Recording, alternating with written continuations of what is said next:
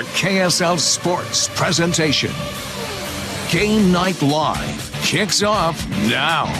Sponsored by UCCU. Welcome to Rice-Eccles Stadium. We're not done yet. We've got one more state championship game to go. This time it's the 4A state championship. The Spanish Fork Dons, they've never won a state championship in 105 years of football. They have a chance to do it tonight against a team that has been in a state championship in 3 of the 6 seasons that school has existed. Wow. The Crimson Cliffs Mustangs. Thanks for joining us tonight for this 4A state championship game. Jeremiah Jensen, Stevenson, Sylvester with you. Mariluz Cook will join us in a moment. Sly, this game is really intriguing because of what I just said. Spanish Fork has never won before. They've got the team to do it. On the other side, a team has won before last year. It's going to be really interesting there. And you start looking at the players in this game. So many good ones. Both teams have 2,000-yard backs. Let's start with the 2,000-yard back for Crimson Cliffs, McCord Christiansen. McCord Christiansen is special. We saw it last year when they won the state title. This guy is multifaceted in his offense. You can hand the ball off to him 30 times a game, and you are going to get 100, 150-plus rushing yards per game. He is that effective. He is that dominating on the offensive side of the ball, and he puts defenses in a flex because he does all the time. He runs inside and outside.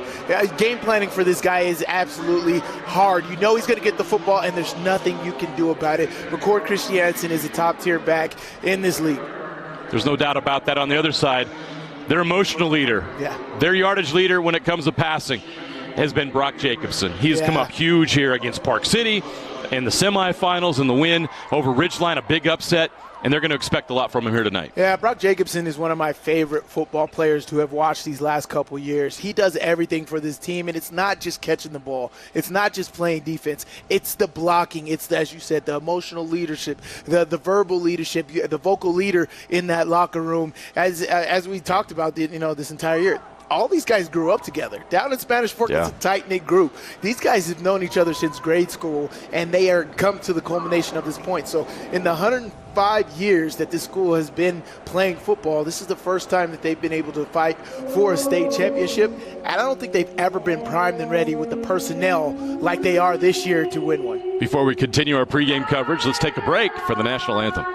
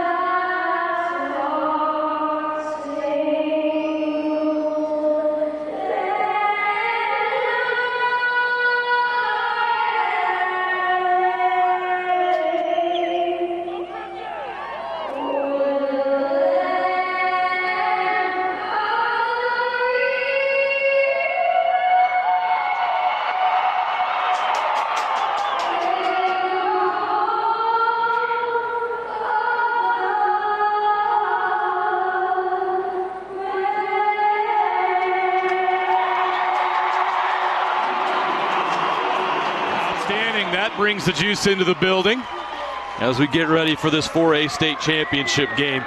We talked about some key players in this game. Another key player for Crimson Cliffs is Malachi Alofapo, but He got dinged up at the end of that semifinal game. Let's go down to Mariluz Cook for an injury update.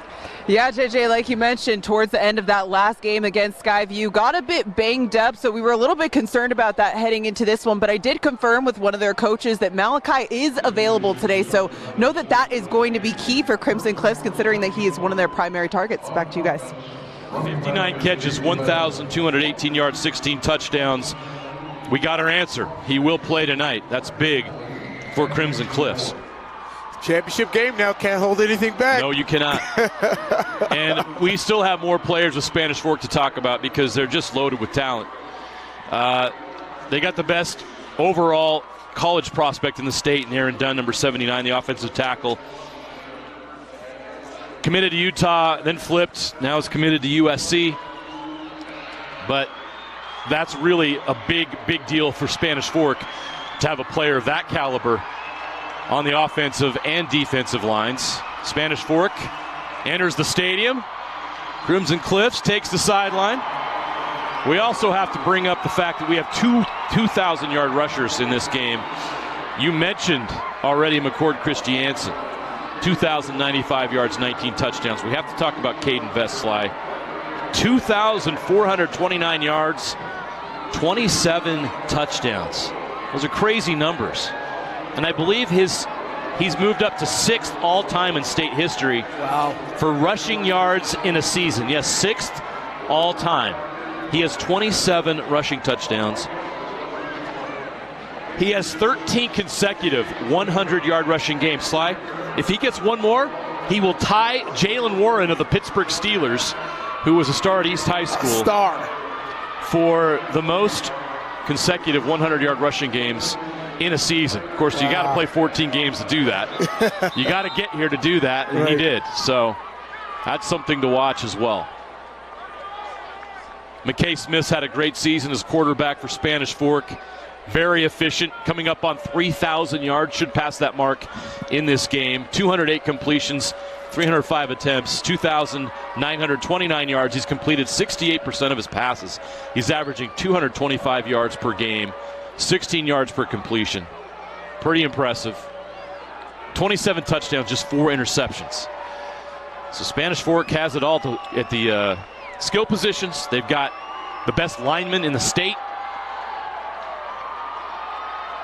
And they're seeking their first state championship in 105 years of football. On the other side, Crimson Cliffs, this team knows how to win. They've been to a state championship 3 consecutive years. They've won last year, their first ever in school history. Just 6 years since they opened their doors. Head coach Wayne Alofapo's done a tremendous job in 3 years. 34 wins, just 6 losses. Spanish Fork will get the ball first. We are underway in the 4A state championship game. We have a return. Cutting it back. Gets out to the 20-yard line. So the Dons will start this game with the ball at their own 20-yard line.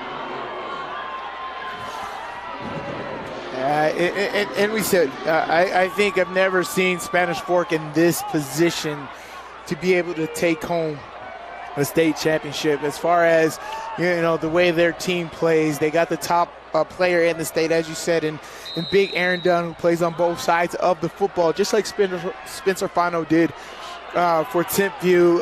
Aaron Dunn does that for this team. He's a big body, that right tackle, as you see, number 79, right there on the offensive line. He is a force. He's very hard to get around. 6'8", 290 pounds, very athletic, gets it done. They go run at first. Fast, the ball's on the ground. They recover. That's not something you see often. Can't tell if he was down or not, but they didn't blow the whistle. Doesn't matter. Cale Cabreros comes up with the recovery. You do not see Caden Vest fumble the ball. This guy is very sure-handed, as he has been for the last couple years for this football team. But again, this is going to be a state championship game where every opportunity is going to be important. So Nixon Warren goes wide, nothing there. So it'll be 3rd down. Nice stop. Number 35 is in there for Crimson Cliffs. That's Josh Alvey. It's got to be hard how you have to attack Crimson Cliffs, because if you allow them to get on offense, they are so electric, they will score quick. We saw Malachi Alifapu last week score 3 70-yard touchdowns in the first quarter. He is so fast, so electric. He runs one streak route, because you got to load the box because you got McCord Christiansen over there. So you're going to have one-on-one on the outside, and Malachi Alifapu can take the top off the defense. Incomplete pass. It'll be 3 and out for the Dons. And doing a 3 and out where you get 0 yards is not what you want to do. Essentially, you got no position to flip the field. You didn't do anything. You didn't move. And now Crimson Cliffs has the ability to get the ball on their own 40 or on their own 50 if they get a good on their own at midfield if they get a good return. So you got to play the field position battle with Crimson Cliffs because they are so electric on offense. Punt almost blocked. Ooh, we got contact with the kicker that's not called. That's weird. No return. The ball will roll to the 46-yard line. That's where Crimson Cliffs will start this drive. Yeah, that was very close to being blocked. And I thought that was the definition of running into the kicker, but must not have been. Anyways, this electric offense gets 55 yards, 54 yards to go before they can score here.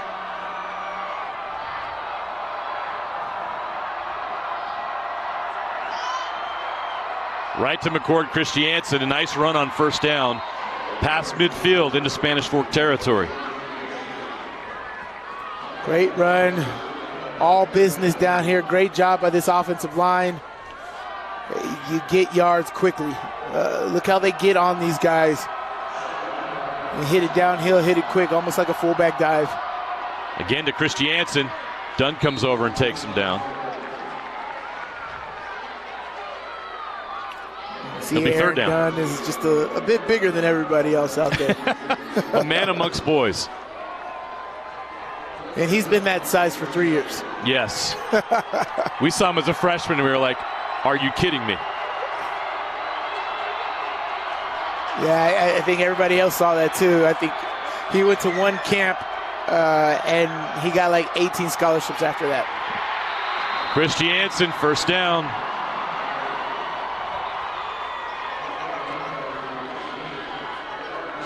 If I believe that camp was at like Baylor or something like that. Yeah, it was. And everybody was on him. He was very early on, either his freshman or sophomore year. And Aaron Dunn was discovered. Run a jet sweep to the outside. Spanish Fork does a good job containing that, but a nice first down gain. They'll take it. That was Jackson Holt on the carry. Great tackle right there. Crimson Cliffs 11-2 this season. They didn't dominate 4A like they did last year, especially in Region 9, but here they are back in the title game. Making another run. They go run on that play. Down to the 38. This will be third down and about 6.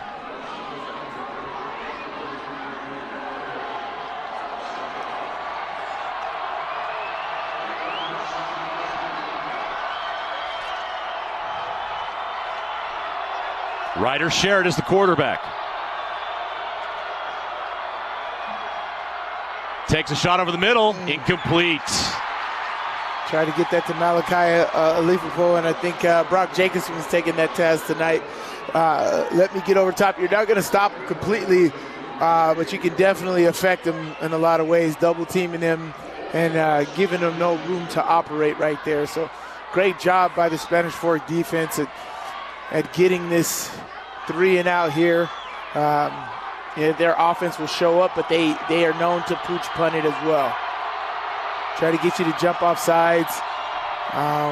It's 4th and 6. We'll see if they actually go for it. They snap it. They're going. Sherritt overthrows the receiver. Incomplete. They turn it over on downs. Now the Dons get great field position at the 38. That's good. They're multifaceted. Ryder Sherrod is known to be able to pooch punt it as well. So he could do that at that position, but they didn't. They chose not to do that. We got a timeout on the field. 8:16 left to play first quarter. No score yet in the 4A state championship game. You're watching Game Night Live on KSLSports.com. Moving mountains takes more than muscle.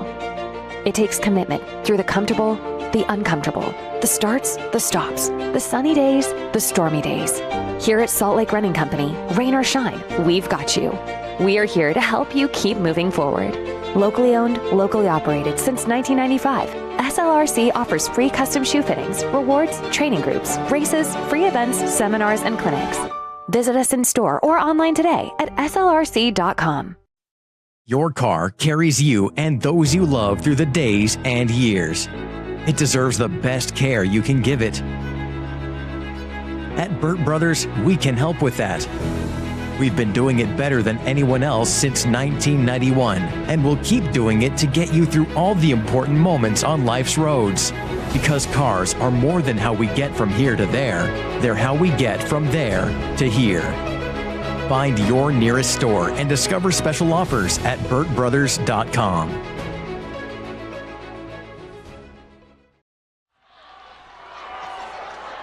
Back to Rice-Eccles Stadium, 8:16 left, first quarter of this 4A state championship game. Spanish Fork and Crimson Cliff. Spanish Fork has the ball at their own 38, 1st and 10. McKay Smith, the quarterback, hands it off to Caden Vest, and he's wrapped up quickly. I think Crimson Cliffs is ready for number 5. Yeah. They're no dummies. Yeah. 2,400 yards rushing, we need to stop him. We've seen that in the last game of the season, right? It took him forever to get started, but once he did, that fourth quarter, he just took off. So it's nothing that Spanish Fork is going to abandon. They know Caden Vest is their guy, even if the defense is keen on him. Smith will pass. Over the middle. Intercepted. He goes down at the 46, but he's got the ball, and Crimson Cliffs takes over. That's something we haven't seen. I think we covered, 3 Spanish Fork games this year? That's only his 5th interception of the season. Yeah, he forced that in there. And normally he wouldn't even take that risk, that flat route right there. There was an out route right there to his left. It was more like the throw he would have made. I don't know why he chose to take that one. His read would have been that corner coming off there. There was a lot of guys around that, but he took that risk. Crimson Cliffs goes to the run. McCord Christiansen trying to break that tackle. He cannot. Great job by number 53 to wrap him up. That's Cale Cabreros.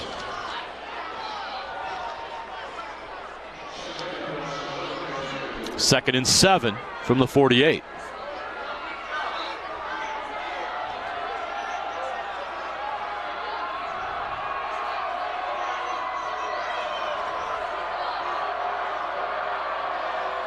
Sherrod. Catch is made. First down into Spanish Fork territory. Down to the 39-yard line. That's a couple catches now for number 18, Jackson Holt.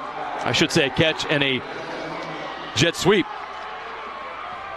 He's got 2 touches and a first down. Sherrod's going to hand it off. No, he's going to hand it off on that carry. McCord Christiansen, number 15.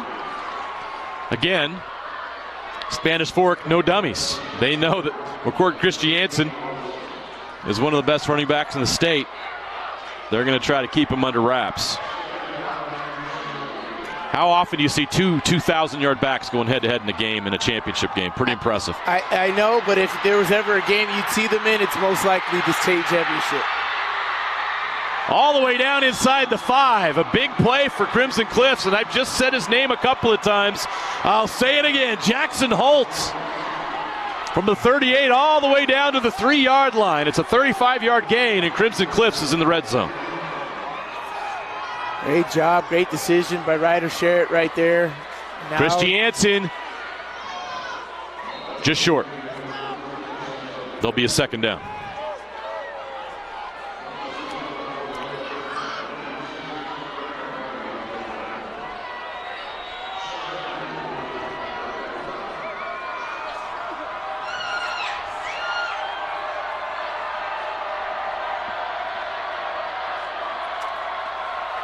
Christiansen into the end zone, untouched. The Crimson Cliffs Mustangs strike first. It's points off turnovers. That's exactly what you want to do if you are Crimson Cliffs. As we said, they are an electric offense. Spanish Fork did a great job on Crimson Cliffs' first offensive drive and knocking them out and making them turn the ball over on downs. But Crimson Cliffs coming up with a big interception. Momentum shift as well, and then they just went straight on the attack and got down the field and scored the ball. The extra point is good. The Mustangs take a 7-0 lead with 5:29 left in the first quarter. Great walks right in. Great blocking. This offensive line does a great job of creating seamless holes at the line of scrimmage. Look at them cave that down, kick out block right there. The man at the point of attack right there needs to squeeze that back. You got to hit that in and spill it is what you're called. So you take your outside shoulder and bring it in so your inside shoulder is free, because now you have that inside gap that the running back ran through. But he doesn't do it. He actually sits there, so that gap just widens with how the left side of that offensive line caved that down. And that Ray Rice ran this the best for the Baltimore Ravens. They caved down that left side of offensive line, and he just cuts it right back, almost like a curve, right back to the C gap. It just comes open every time.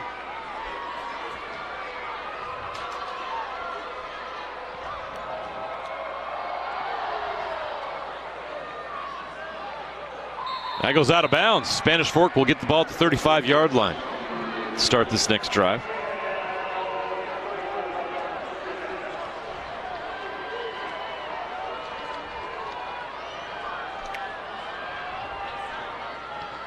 Something to watch, Sly. Crimson Cliffs has been here before, literally. They were here last year. They came up here all the way from Washington near St. George, and they won 2 games on the turf of Rice-Eccles Stadium, won their first state championship. Spanish Fork has never been here. These kids have not been in this situation. There's got to be a lot of nerves there, and I think we're seeing them working some of that out right now. Yeah, and here's the thing. Spanish Fork does a great job of staying in football games. Even when it's not working out initially, they keep it locked in. They keep going at it. McKay Smith has to have a short brain. Got a snap on the ground, and McKay Smith's got to eat it at 25. That's a 10-yard loss.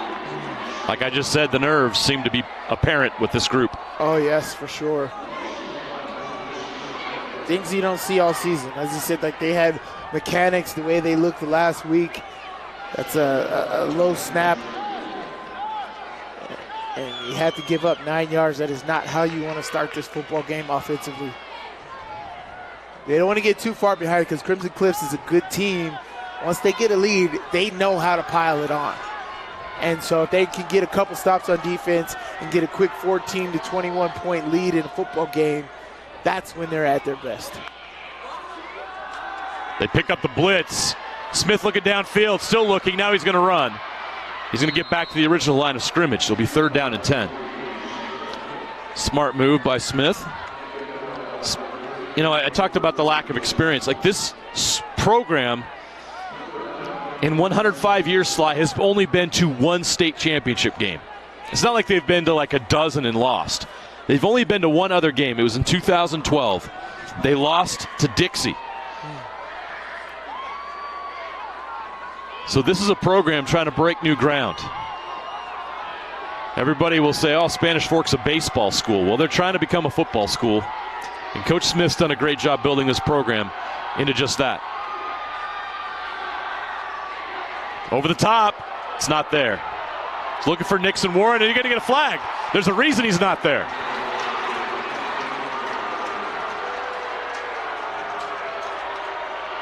He's going to say, is that ball uncatchable? Or is it a hold? I mean, he might have impeded the receiver's progress, but the receiver didn't even know the ball was thrown. Defense, number 33. It's a 15-yard penalty. 1st down.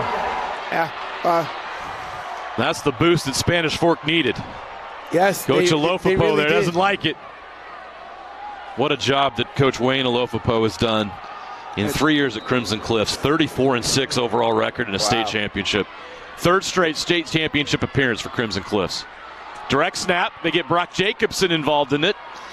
Not much there, about 4 yards. This Crimson Cliffs defense has been pretty stout up front.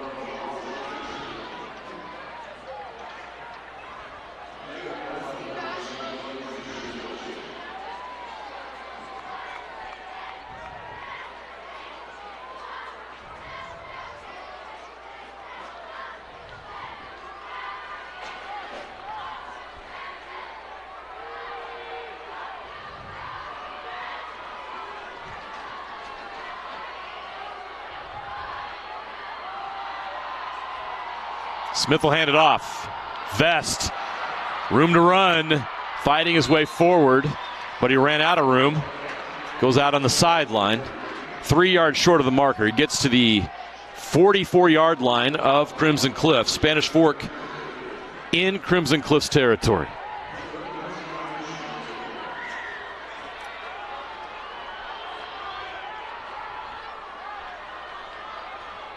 So it'll be 3rd down and 3 from the 44. Crimson Cliffs showing pressure. They jump and they're offside. That's a first down. That's the easiest way to get a first down. Good job by McKay Smith. Defense number 97. The 5-yard penalty results in a first down. Great job drawing them off sides. If you have an opportunity to do that, you gotta do that.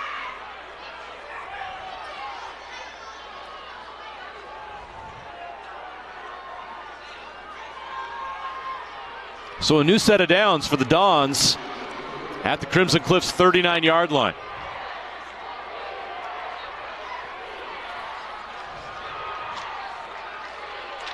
Smith will pass. Here comes the rush. They throw the screen. Caden Vest has a lot of room to run to the 20. Out of bounds at the 17-yard line.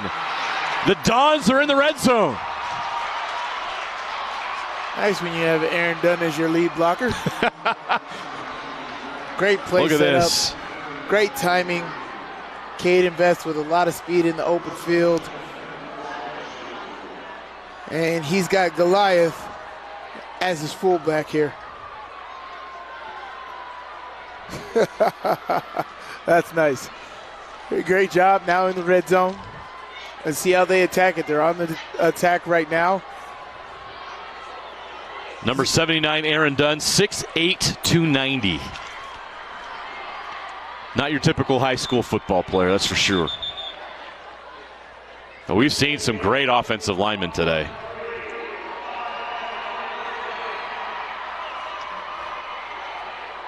Great offensive lines. You got to have it to make it to state. Today has been an example of that. For sure. All 6 teams here are just outstanding in the trenches. 3:17 left in the quarter. 1st and 15 after the penalty. Smith throws it outside. The catch is made by Vest. Caden Vest down to the 15-yard line. It's about 7.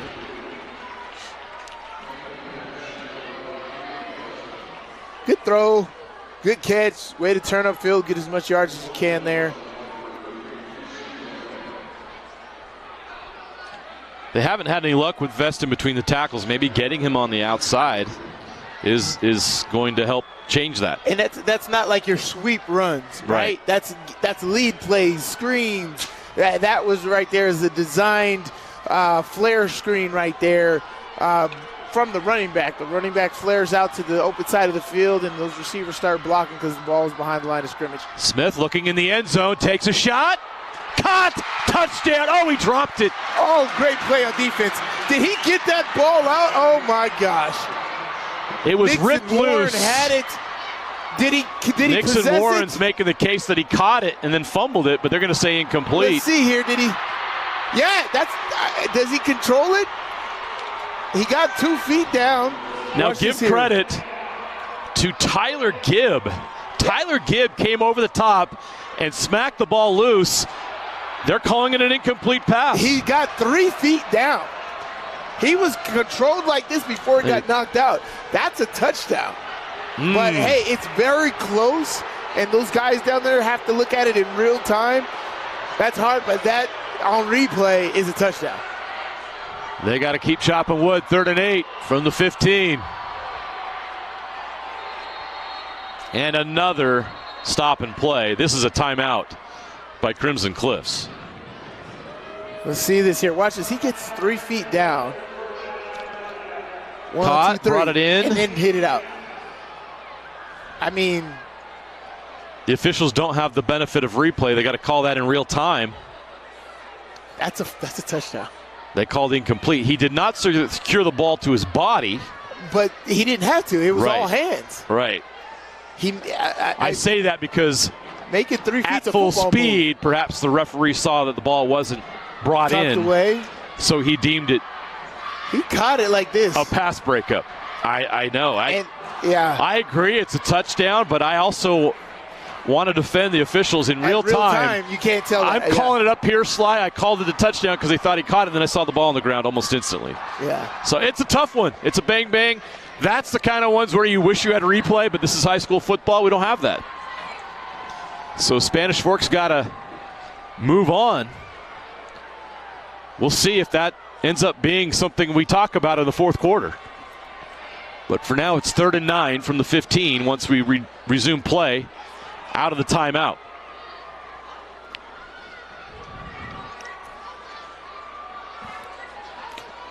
Yeah, that's significant. That's a huge chunk. That was a great play call, great play design right there. Flood to the left, bounce back out to the right. Have the angle. Great route run right there by Nixon Warren. Yeah.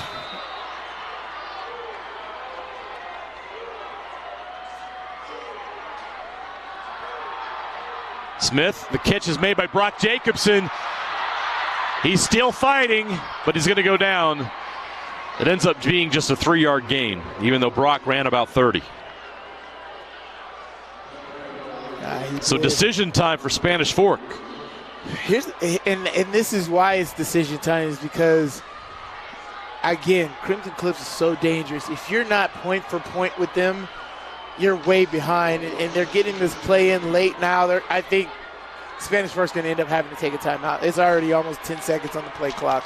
They don't even have all the offensive linemen in. Down to 10. If they're going to go, they better hurry. Down to 5. They're going to snap it direct.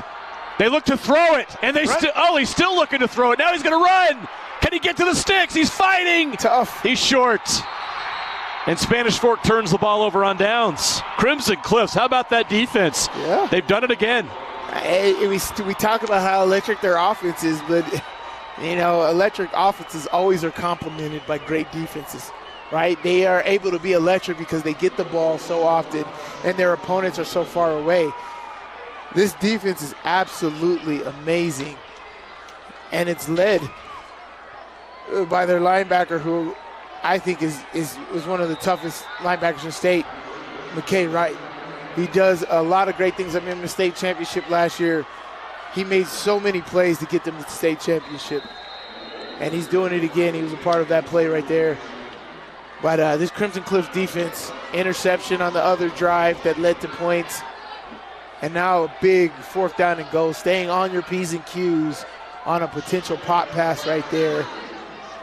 As a defense, I wouldn't buy that was a run. It was 3rd down and 8, 3rd down and 9. You think you're going to get a 4th down and 8? You think you're going to get a first down on that with running the ball? So great job by Crimson Cliffs at staying home with their technique. McCord Christiansen carries as a yard short of the sticks.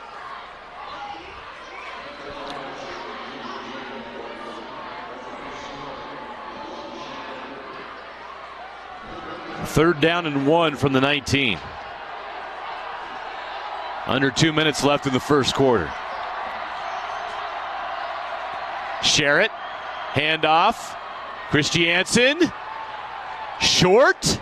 Yes, he is. Wow. Great job. He got a little bit, but not enough on 3rd and 1. So if you're Crimson Cliffs, this is tempting because you're that close. I mean, you're less than a yard away from getting a first down, but you can't go for it at your own 20-yard line. They've got to punt. But, man, I bet they thought about it. Here's an opportunity to run a fake punt. Right. That would be pretty gutsy, though. They're late getting people on. Under 10. I just thought of a great fake punt idea. Punt is caught inside the 50. Still loose.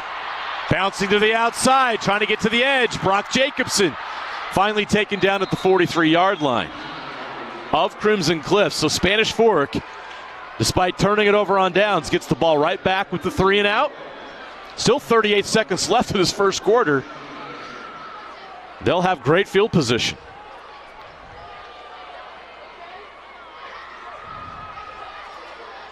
The Spanish Fork defense has really impressed me so far. Obviously, Crimson Cliff scored on that first possession, but since then, they've really tightened things up. Well, we know how electric that Crimson Cliff's offense is, both running the ball and just doing basic running plays. This Crimson Cliff offense execution is top-notch. And for Spanish Fork to be able to control that this early in the football game has been awesome. Quick hit outside. Catch is made. Short gain. That's Cal Roberts on the catch. I bring that up, Sly, because Skyview in the semifinal against Crimson Cliffs fell behind 21-0 in the first quarter. Yeah. I mean, it would look like it was going to be a rout. And they held tough and fought back into the game. Spanish Fork's only down 7 as we go to the end of the first quarter, and they've got the ball in Crimson Cliffs territory. That is the end of the first quarter. Crimson Cliffs leads Spanish Fork 7-0 in the 4A state championship game. We'll have the second quarter for you next. But first, she's everywhere. You never know where she's going to turn up around the stadium. Mariluz Cook is another party in the stands. This is Spanish Fork's group, and they're a little rowdy. They are a little rowdy, and I'm excited to report that I'm with some state championship winners here. They've got their rings on, their softball team here. So I'm here with Jade, and I'm here with Adri. Now, Jade, I know that you're a 4-time state champion, so I'd have to imagine that there might be some words of advice that you could offer to these guys here. If there was anything you were going to tell them, what would it be? Have the heart for the game. That's all. I think that's very good advice. Now, Adri, I want to ask you about your experience being a student athlete at your school. What is it like? And then now to get the opportunity to be a part of the student section, what is that like? It's just really great. I feel like we're a smaller school for 4A, and you can tell that like we really came out tonight, and we really had that big energy, and it's a great day to be a Don. I know for the semifinals that they brought out 4 buses, but today 6 buses. I think this is probably the most packed student section that we've seen so far throughout the finals today. So it's a lot of fun here. Back to you guys. 6 buses. 6 buses. That's a fun group. What are the female Dons called? With it? Oh, the dance team? Yeah, what were they called? It was Kiri told us, and I forgot. Doesn't mean anything supposedly. No, but I forgot what it is, but it's not even a word apparently. People watching from Spanish Fork right now, they know the answer, but I'm sorry I forgot it. Yes. It sounds like something you could order at Taco Bell. That's all I remember. I know Alex was excited to hear that word. He's like, oh, that sounds good. Oh, man. Here we go. Second quarter. Spanish Fork with the football. They looked good on their last offensive drive. Driving all the way down there. Just stalled. Stalled, yeah. To an apparent touchdown. But it was called out. But they stalled. But they're back on offense right now and have an opportunity to tie this game up. They got to go on the attack. Second down and 10 here. They got to start chopping wood, right? And taking some nice chunks out of this Crimson Cliffs defense. How do they do that? Do they stay with Caden Vest? You know, they've done a lot of things on the outside with him there. But do they start hitting them up in the middle like they have all season? How do they get to this Crimson Cliffs defense that's played so well this far? Brock Jacobson in motion as we begin the second quarter. Caden Vest up the middle, nothing there. He's stopped. My guy, McKay Wright. This guy has amazing technique at linebacker. I was watching it last year. I was like, oh, you got really great feet, great hands, and you see it here. Here are this kind of almost draw play from Spanish Fork. McKay Wright has some great instincts right there. It's staying in the key, and he's keying on that running back, shedding the blocker and making a great tackle for loss on an up-the-middle run play. 3rd and 11 from the 44. They've been in 3rd and long all game. Smith rolls left. He's a lefty. Nice throw. Catch is made. Brock Jacobson on the run. Inside the 30, breaks a tackle. Down to the 20-yard line. That'll get the crowd on their feet. The Dons have something to cheer about. What a throw by McKay Smith. What a run. If you're going to roll out, it's better to roll out to your left. I think I was saying it all last week. A coach finally heard you, Sly. Yeah, roll out to your left. It's just that much more comfortable. But after you catch the ball, this is just pure athleticism right here. Feeling where everybody is. That was almost like, what's his name from Ohio State? Braxton Miller? Yeah. His spin move on Virginia Tech, that was very smooth by Brock Jacobson. Going to go heavy here up the middle. Caden Vest fighting for yards. They're still going to go to that. They're not going to go away from it. He'll get 2 or 3 yards 10, 15 times, and then he'll break an 80-yarder. That's how you get to 2,500 rushing yards in a season. You don't give up on it. 6th best rushing season all time in state history. Wow. Caden Vest. Yeah, I mean, as you said, there's been some amazing football players that Jalen have Warren is at the top of the list. He had a 3,000-yard season at East. Holy. Smith with a pitch out. The run, Vest on the edge. Tries to fight in the end zone. He doesn't get there. Down at the 2, but the Dons are knocking on the door. Here he goes. Outside running play. Great pull, great action. Get downhill. Get downhill. And then feed him that gunpowder. Bow. Great job by Caden Vest not turning down a hit right there. Getting that extra yard down to the 1-yard line. And this is bread and butter right here. You got to make this work. You cannot take a loss right here. Hopefully you can catch Crimson Cliffs being over aggressive right here. Same side boot. Quarterback sneak. Oh, great defense. Didn't get there. They felt it. He got it. He still had forward progress, which was right at the line of scrimmage because he went forward from there. But great job at Crimson Cliffs of being ready for that. McKay Wright at the helm on this defense. He just has a great feel for the game. Let's see if they can keep Spanish Fork out of the end zone here.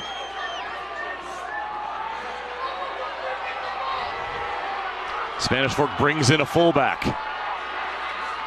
To Vest. Ooh, he's met right at the line of scrimmage and sent backwards. Ooh, that was Max Griffiths, number 33. Oh, it's right, sorry. 33 fell into the frame. That was definitely McKay Wright. McKay Wright, meet Caden Vest with violence. Or say hello, Caden Vest. This dude is going to be on your butt all game. McKay Wright, as I said, he has great footwork from that middle linebacker position. Amazing, great feel for the game. It feels like he understands what the offense is going to do or trying to do. They do it again. Caden Vest into the end zone. Yes. Touchdown. Their perseverance pays off. Vest is in on 3rd and goal for the 1, and the Dons have a chance to tie it. What a great drive. Double lead here. Wasn't easy to get in. No. Was not Crimson easy. Cliffs is stout. Everybody's like, it's just 1 yard. Till that's a Caden Vest. Right. But here nor there, they got into the end zone. 3 straight running plays. Great job by Spanish Fork. Oh. The extra point is good. We have a tie ball game. 8:45 left in the half. We're all tied at 7 on the Caden Vest touchdown. And that's how they had to do it. They had to get McKay Wright stuck behind a couple blockers. But great job, the big wall, Aaron Dunn. He's big. He's a great blocker, but he also... Look at Aaron Dunn standing up a couple guys there. That's a tough matchup for anybody. You can't see around him. right? And that's something that I love. I love to be able to see over the top. That allows to help me flow. But if you're 6'8", 6'9", how can I see over that? And so not only is he blocking up guys, but he's hard to see around if you're the extra defender. So it's just a great idea to run behind the right side of that offensive line. And they do. They do a terrific job. So great job to Spanish Fork on that drive.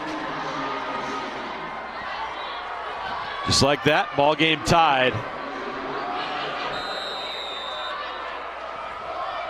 Our first 2 championship games were great from start to finish. We expect no less than this one. The Dons want that first championship so bad. 105 years with no state title. They want that to end. Crimson Cliffs wants to build a 4A dynasty. Great kickoff return, and the Turf Monster got him.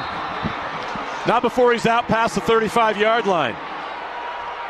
Last week he was also a factor. That's Caden Garcia-Casey. He was great in special teams last week in the semifinals.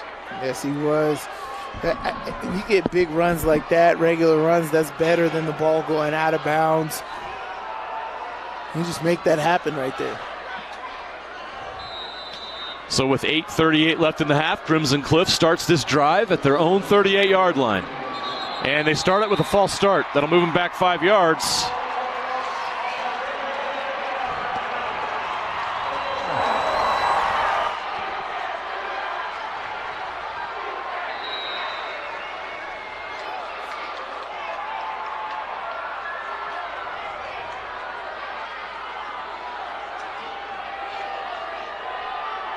First and 15 from the 33-yard line. Breaks one here to midfield. McCord Christiansen, just like that. Right after the false start, he's got a 15-yard gain and a first down.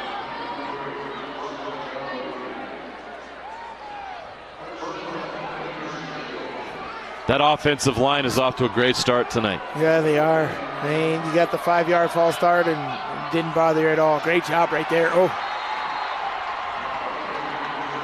Out for a half-yard loss right there. But great play at the point of attack right there for Spanish Fork. They pulled multiple guys right there, and you were able to block that up and not let Christiansen break out or slip through one of the tight holes in there. Spanish Fork's defense has done a pretty good job in this game. Sherritt. Oh, interception. Interception! Picked off at the 41. Spanish Fork will take over in their territory. Cal Roberts again comes up with another big play here. Look at this. Great job, slightly overthrown by Ryder Shart. Cal Roberts with the pick. Great job.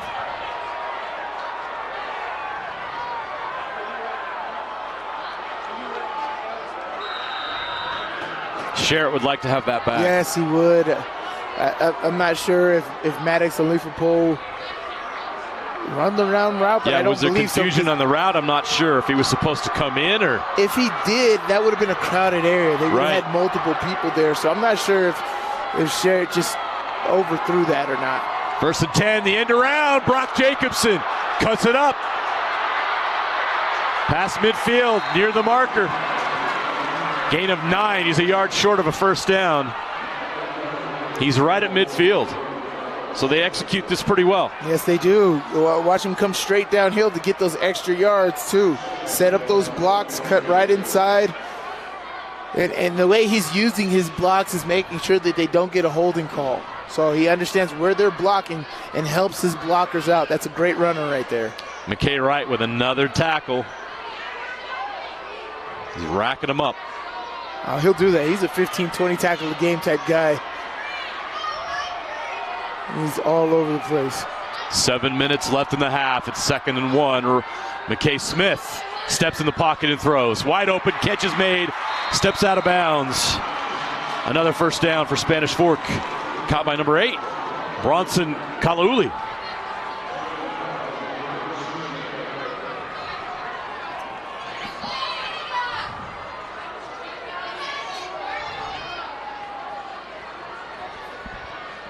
The Dons are in Crimson Cliffs territory at the 36. With 6:59 on the clock, chance to take the lead on this drive. You definitely have turned things around in this football game here. The jitters are gone. Yeah. They're locked in. They've slowed down, settled down. Vest trying to get to the edge. He does. Down to the 28-yard line. Not enough for a first down, but a good first down run. Right.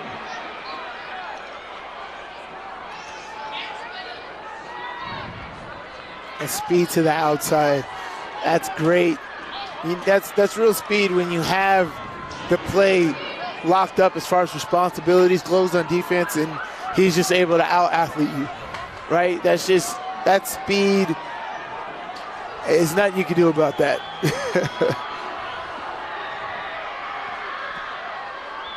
Second and 2. Smith throws. In traffic, catch is made. First down. Ooh. Brock Jacobson taken down. Yeah. I don't think that was legal. No, he pulled him down by the helmet.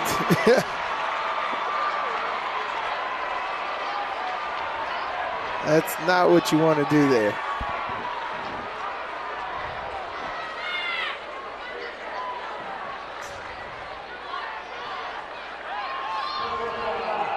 Face mask, grabbing a helmet opening. Defense, half the distance to the goal. First down. Yeah, so he didn't grab the front side of the face mask, but he set the helmet opening, so it's a part of the helmet, the way he brought him down here. Yeah, grabbed him by the back of the helmet. Yeah, there. that's similar to a horse collar tackle. Right. Is what the ref is saying there. But again, McKay Wright on tackle. Yep. First and 10 from the 12. Spanish Fork is in the red zone again. Got your Wildcat. Direct snap. Brock Jacobson going to keep up the middle. Now he's trying to get to the outside. He's going nowhere. That defense needed to step up there, and they did.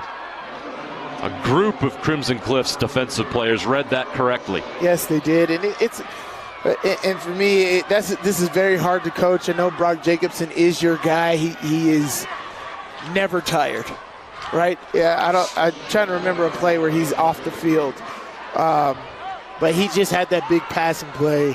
I don't know if I go directly to a Wildcat right after. If I go to Wildcat, it'll be with Caden Vest. But yeah, I think that was a miss on that play. He was still breathing hard from the previous play. Case and Cuff had the tackle. Spanish Fork goes right back to it. Caden Vest, not much there. So another 3rd and long situation for Spanish Fork. Oof. This championship game, this is going to be tough. These guys are playing real tight and around this area. Yeah. Everybody's like, oh, you're so close to the end zone, you should get it in every time. No, this is where good defenses dig deep and they find a way to stop you. And that's exactly what Crimson Cliffs is trying to do here. Third Trips down on 10. the boundary. 3rd and 10 from the 12. They got a one-on-one matchup on the field side. Smith goes to the corner. Jacobson touchdown! 12-yard score. The Dons have taken the lead.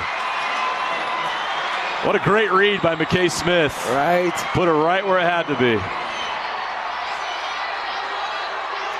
Beautiful. And this is why they check with me offenses work.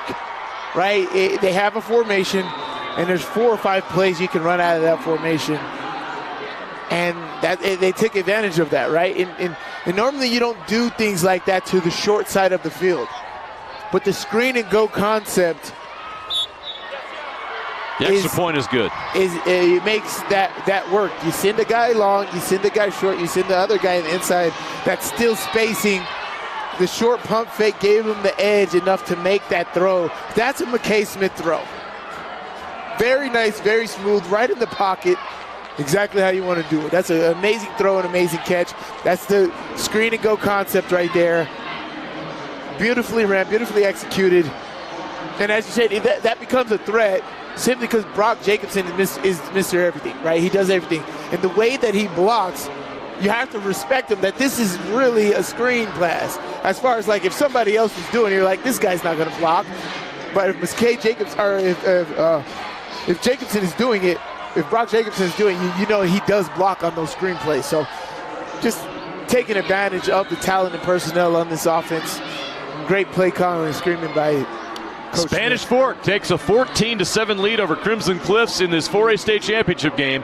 5:12 left in the half. You'll see it after this. Moving mountains takes more than muscle. It takes commitment through the comfortable, the uncomfortable, the starts, the stops, the sunny days, the stormy days. Here at Salt Lake Running Company, rain or shine, we've got you. We are here to help you keep moving forward. Locally owned, locally operated since 1995, SLRC offers free custom shoe fittings, rewards, training groups, races, free events, seminars, and clinics. Visit us in store or online today at slrc. Commercial to recreational truck accessories, Mountain Land Truck Outfitters has got what you need. Flatbeds, spray and bed liners, lifts and leveling kits, wheels and tires. Mountain Land Truck Outfitters proudly uses a brand you know and trust. And with our experienced, knowledgeable, and friendly staff, your visit here will be informative and enjoyable. Stop into our convenient location in Provo at 265 South 100 West or call 801-225-4637 to get a quote for your fleet or individual truck. Mountain Land. They kick it short. I never understand that. Granted, that's still shorter than the last kick that was returned all the way to the 43. Right. But honestly, you don't really have. You're not gaining any advantage by kicking that short like that. You're not even giving yourself an opportunity to possibly recover it. So I don't understand that strategy when teams do that. Plus, this is the end of the half. You're giving them a short field. Almost a little better to kick it out of bounds. McCord Christiansen with the carry. Decent first down carry, 5-yard gain down to the 46.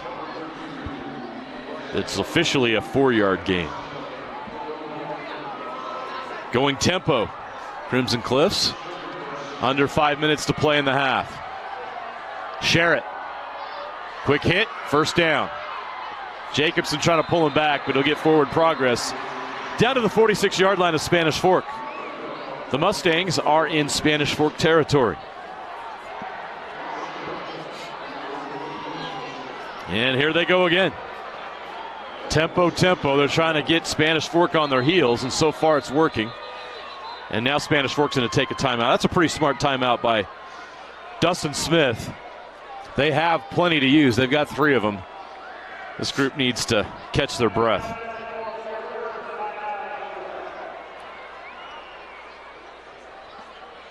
Well, you can see the intensity out there. There's an edge to this game.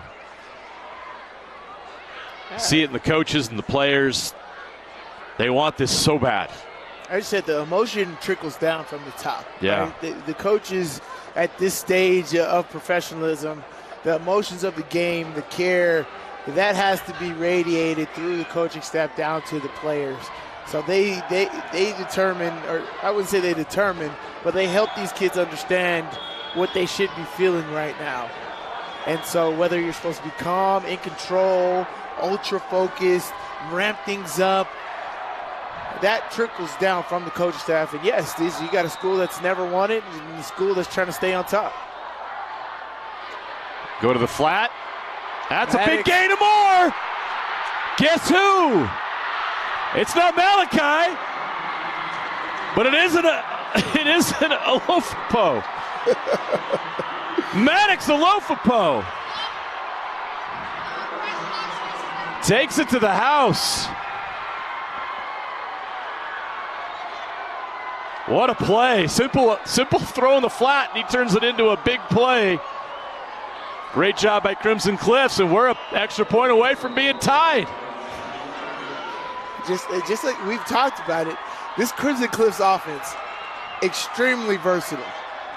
They do so many things. That's a simple Randy Moss play on Thanksgiving Day when he had 3 catches for 153 and 3 touchdowns. Yeah, a simple flat play, you take yard. But it's just elite athleticism. Maddox Olofupo See ya. Great work. Great work. He saw his brother take off last week. He's like, let me get some of that. Let me get some of that.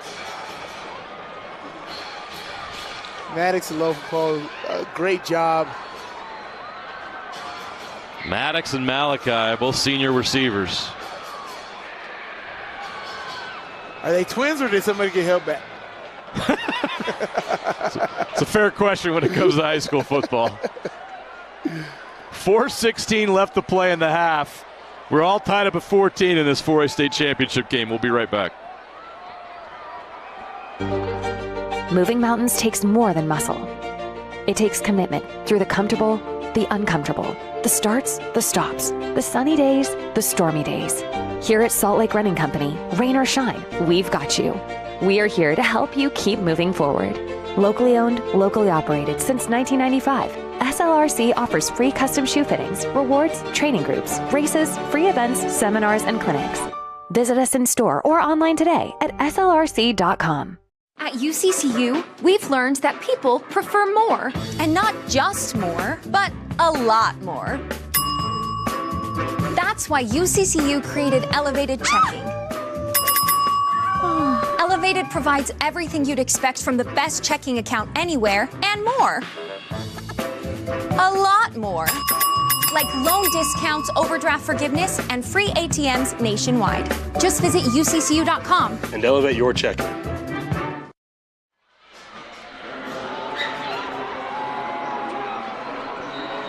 .416 left to play in the half of this 4A state championship game. Crimson Cliffs has just tied it up at 14. The Dons will get a chance here to end the half. Ooh, the ball bounces short. He's got to get and go. Nixon Warren. Ooh, big block. And they're going to flag him for it. You can't do that anymore. It stinks, but that's... Yeah. You can't do those. Block him out right there. You can't take the hit. That is just not how it used to be. That's not the football we grew up with, Sly. No, not at all. That is not. That's something they're trying to crack down on. Yes, for sure. That is a illegal blindside block. Half the distance of the goal. Personal foul, blindside block, return team, number 39. It's half the distance of the goal. First down. Yeah, you just can't do that. You got to actually get in there and try to wall him out like a basketball play here. But Nixon Warren has to help the team out by picking that football up and getting to the return. So after having great field position most of this game so far, Spanish Fork pinned down at their own 4. Let's see what they can do. Jacobson in motion. Smith hands it off to Vest. Now he's wrapped up quick. Forward progress gets him back out to the 1. They think they got a safety. They did not. But a great job by the Crimson Cliffs defense. They read that all the way. That's hard when... That was number 97 that got in there and made the tackle. That's Major Stokes. Great job by him. He shot that A-gap. That's a freshman, Sly. Wow. We have class of 2028 here in the building tonight. How about that? You know what that means? That means these guys... Oh, gosh. They were born while I was in college. Yep. No! Run it. Smith throws, caught. Brock Jacobson, big gain. Out to the 30, dancing through defenders. Trying to cut it up, but he can't. Nice open field tackle made by number 17, but not before Jacobson gets 29 yards on the gain. Right here, great protection. Allowing McKay to step up and find Brock Jacobson. We talked about Brock Jacobson in the opening. This guy is exactly who every team needs, right? He's tough, he plays offense, he plays defense, and when you need a big play, you call on number 11. He understands football, he cares a lot, he's a great teammate, and just like the touchdown on the last drive, you can count on this guy to make a big play when you need it. Mason Cleverly didn't give up on the tackle. They run the screen. All that for about 3-4 yards.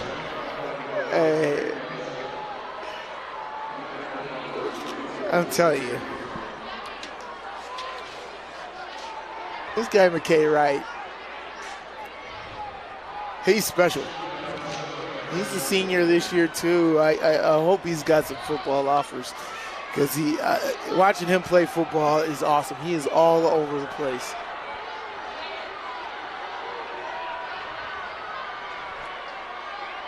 .2:15 and counting on the clock. Smith throws it outside. Blockers, first down and more. Up to the 45-yard line. That catch was made by Gage Christensen. Great job. Outside of Brock Jacobson, he makes a lot of the catches here. He does a very good job of being a complimentary receiver in this offense. You can count on him for plays like that. And again, this clock is moving, but you got under 2 minutes now, and you can get in scoring position. Crimson Cliffs will come out of the locker room in the third quarter with the football. So if you can master getting some points here, that'll be awesome to start the third quarter. Smith, time. Throws to the outside, catch is made. They're into, are they saying incomplete? Yep, no, they are. It is a completed pass. pass. The clock will stop to set the chains, and then it'll keep going again. These guys got to get going, get this play in quickly. Clock's already running. They started it already. Be 1st and 10 from the 43 of Crimson Cliffs. The Dons are in Crimson Cliffs territory, and this is a big possession for Spanish Fork because Crimson Cliffs gets the opening kickoff in the second half. Coming up on a minute left. Motion. Smith takes the snap. Throws. Catch. Hook and lateral. Crimson Cliffs does a good job snuffing it out. Caden Vest. You got to call timeout. Unless you can get the play in good, but this operation is going really slow. Yeah, it's 40 seconds. You're at 40 seconds now. The clock is moving. They have 2 timeouts. They have 2 timeouts. You got to call something. But they're just going to go, but they're losing a lot of time. They're not even lined up.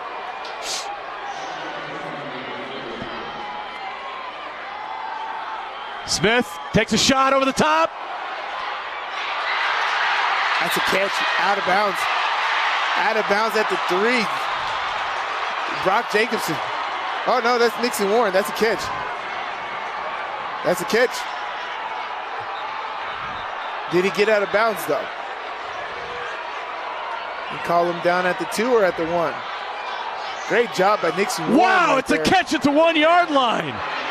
He caught it, he brought it in, he was in bounds. I had no idea what was going on because the officials didn't signal, but what a play. They were just confirming with one another. What a catch. Great catch. And Nixon says, I got in the end zone. McKay Smith lets it rip. Nixon Warren brings it down. The Dons are at the 1-yard line with 18 seconds left in the half. Great job, hook and ladder. Big play right there, good mix-up. Hey, it's win or go home, state championship. They're letting it all out there. Doesn't matter what time of the game. Hey, here's my thing. That play will work later in the game. McKay Wright on top of the running back right there as well. Yeah. Caden Vest is fast, but McKay Wright is all over him like it's nobody's business. But this here's catch, the big though. play downhill. This catch. Over Nixon Warren's a sophomore. He made a catch like that in an overtime win they had last season. And everyone's like, ooh, this freshman is nice. Well, here he is in a state championship game, making a huge play, going up and getting it. That's great coverage. What more can you do? He just went up and got it. See, he thinks he got in right there. Right. Which I don't blame him. He might have because he was coming down. He touched the pylon. Yeah. That's all you got to do is touch the tip of the pylon right there. And as we've seen on the last drive here, now Spanish Fork only has 1 touchdown. It's not easy to get in from the 1-yard line. No. They do have 1 timeout left. They're going to go heavy here. They bring in a fullback. Just go. Vest fighting his way. Touchdown. Is he there? Touchdown. Touchdown! The Dons have scored with 10 seconds left in the half.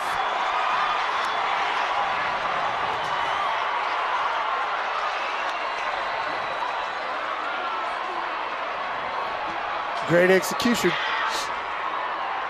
Great execution.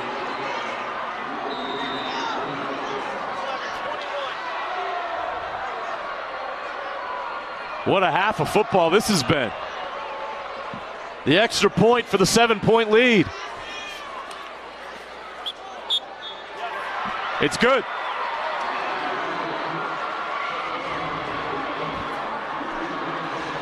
Here's another look at the touchdown.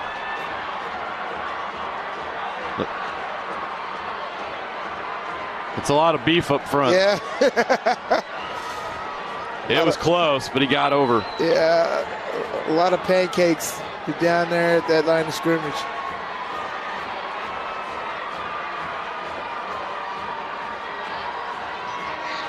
What a response by Spanish Fork. They came out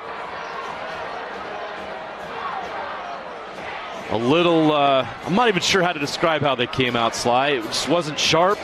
Maybe there were some nerves. They fell behind. But something clicked. Like, there was an interception as well. They just didn't look like themselves. And then all of a sudden, something clicked. And since that point, they're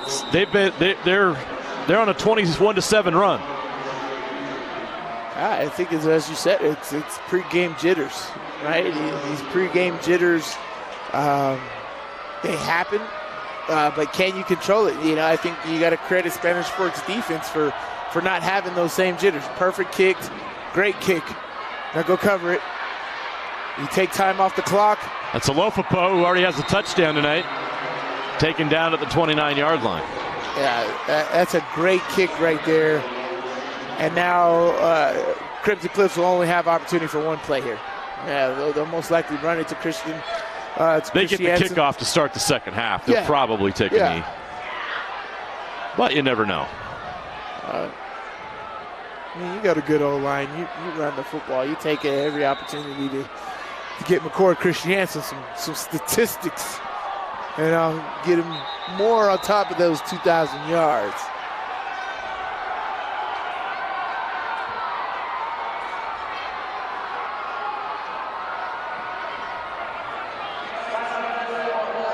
Timeout in the first half.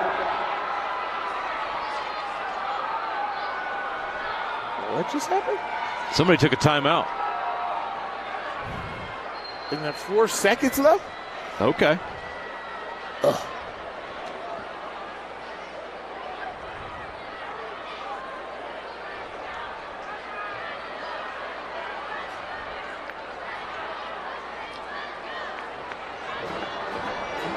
Can't imagine why. Can't imagine what's being discussed. Everybody wants halftime. We all want a break. This has been fun. What a great day of football. Oh, yeah. This has been a celebration of high school football in this state. 3 great championship games. This one is also delivered so far after a half. Congratulations to Bountiful, your new 5A state champs. Congratulations to Corner Canyon, who has defended their title. And now we're 24 minutes and 4 seconds away from crowning another champion and wrapping up another memorable high school football season. They're going to take a shot. They're going to take a shot deep over the middle. Malachi Alofapo catches it, and he goes down quick. Brock Jacobson knows how to tackle. That guy knows how to do a lot of things on the football field. That is the end of the first half.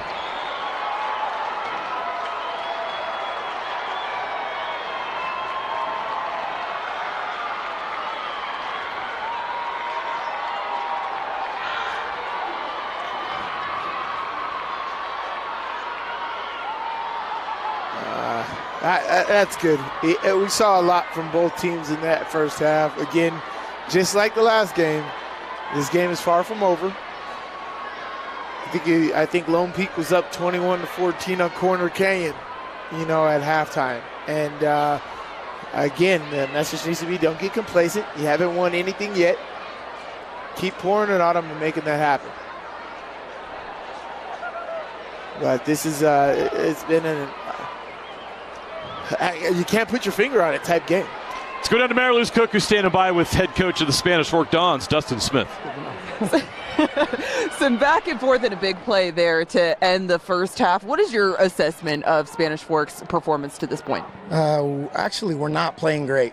We're making a lot of mistakes that have been frustrating, but they're gritty, and that's just how we've been all year. So we'll figure something out, but we've got to be careful because it's been harder than I thought. To get in the end zone. We've got a couple breaks. If we don't clean some things up, it'll be a rough second half. But if we can do what I believe we're capable of, we'll be okay. Anything specific without giving anything away that you'd like to clean up? We're just missing a lot of blocks. We know their linebackers are really good. They're better than I thought now watching them this close. And we're just missing blocks. That's just that we're not playing fast enough and tough enough. I want more toughness and fight from them. We're doing enough to be in the game. We're not taking care of them, which we need to do better. Thank you, Coach. Best of luck to you. All right, thank you. Back to you guys. Thanks, Mary Lou's. You're up 21-14 in the state championship game, and you're not satisfied. You got to respect that. Yeah, well, it's exactly it. You've been in situations where you've lost games like this. Yeah. And so you don't get the W until you get the W. And so this game is not over. It's not hand. Don't be complacent. He can be, and that's how you need to coach this team. You're going to go in there, those kids are going to be smiling, right? Yeah. He's like, no, you guys have missed. You guys should be up way more than this in this game. And that's how you coach. That's a great job by Coach Smith at understanding that, and I believe that's the message he'll take back into the locker room. Spanish Fork leads the Crimson Cliffs Mustangs, the defending 4A state champs, 21-14 at the half. We'll be back with the second half in about 18 minutes. But first, let's go down to the guys on the sideline. The KSL Sports Rewind guys are ready to break this first half down. Welcome into our 4A halftime show. Dane Stewart, Moose Bingham, Jeff Hansen. Our halftime show presented, of course, by Nutricost. Stop me if you heard this before. 21-14 at the break. That's been the story of the day today. Here's what I've learned today. Crimson Cliffs is exactly where they need to be. Yep. Yeah, they want to be down 7 with a score of 21-14. That's a good omen on Championship Thursday. Randomly, it totally is. This is like Groundhog's Day, 3rd time in a row. Sort of like a Wookiee Day. Wookiee Day, yeah. That's a good day to have. And don't forget your booties because it's cold out here. Hey, let's start and look at our first half highlights. This one started much the way I think Crimson Cliffs would have liked. Spanish Fork gets the football, and you see a nice little TFL there. And next thing you know, maybe McKay Smith would like to have this one back. Beautiful interception right there. Not a great return, but phenomenal interception. Yeah, this is one he just doesn't see that drop back, and they give it up early.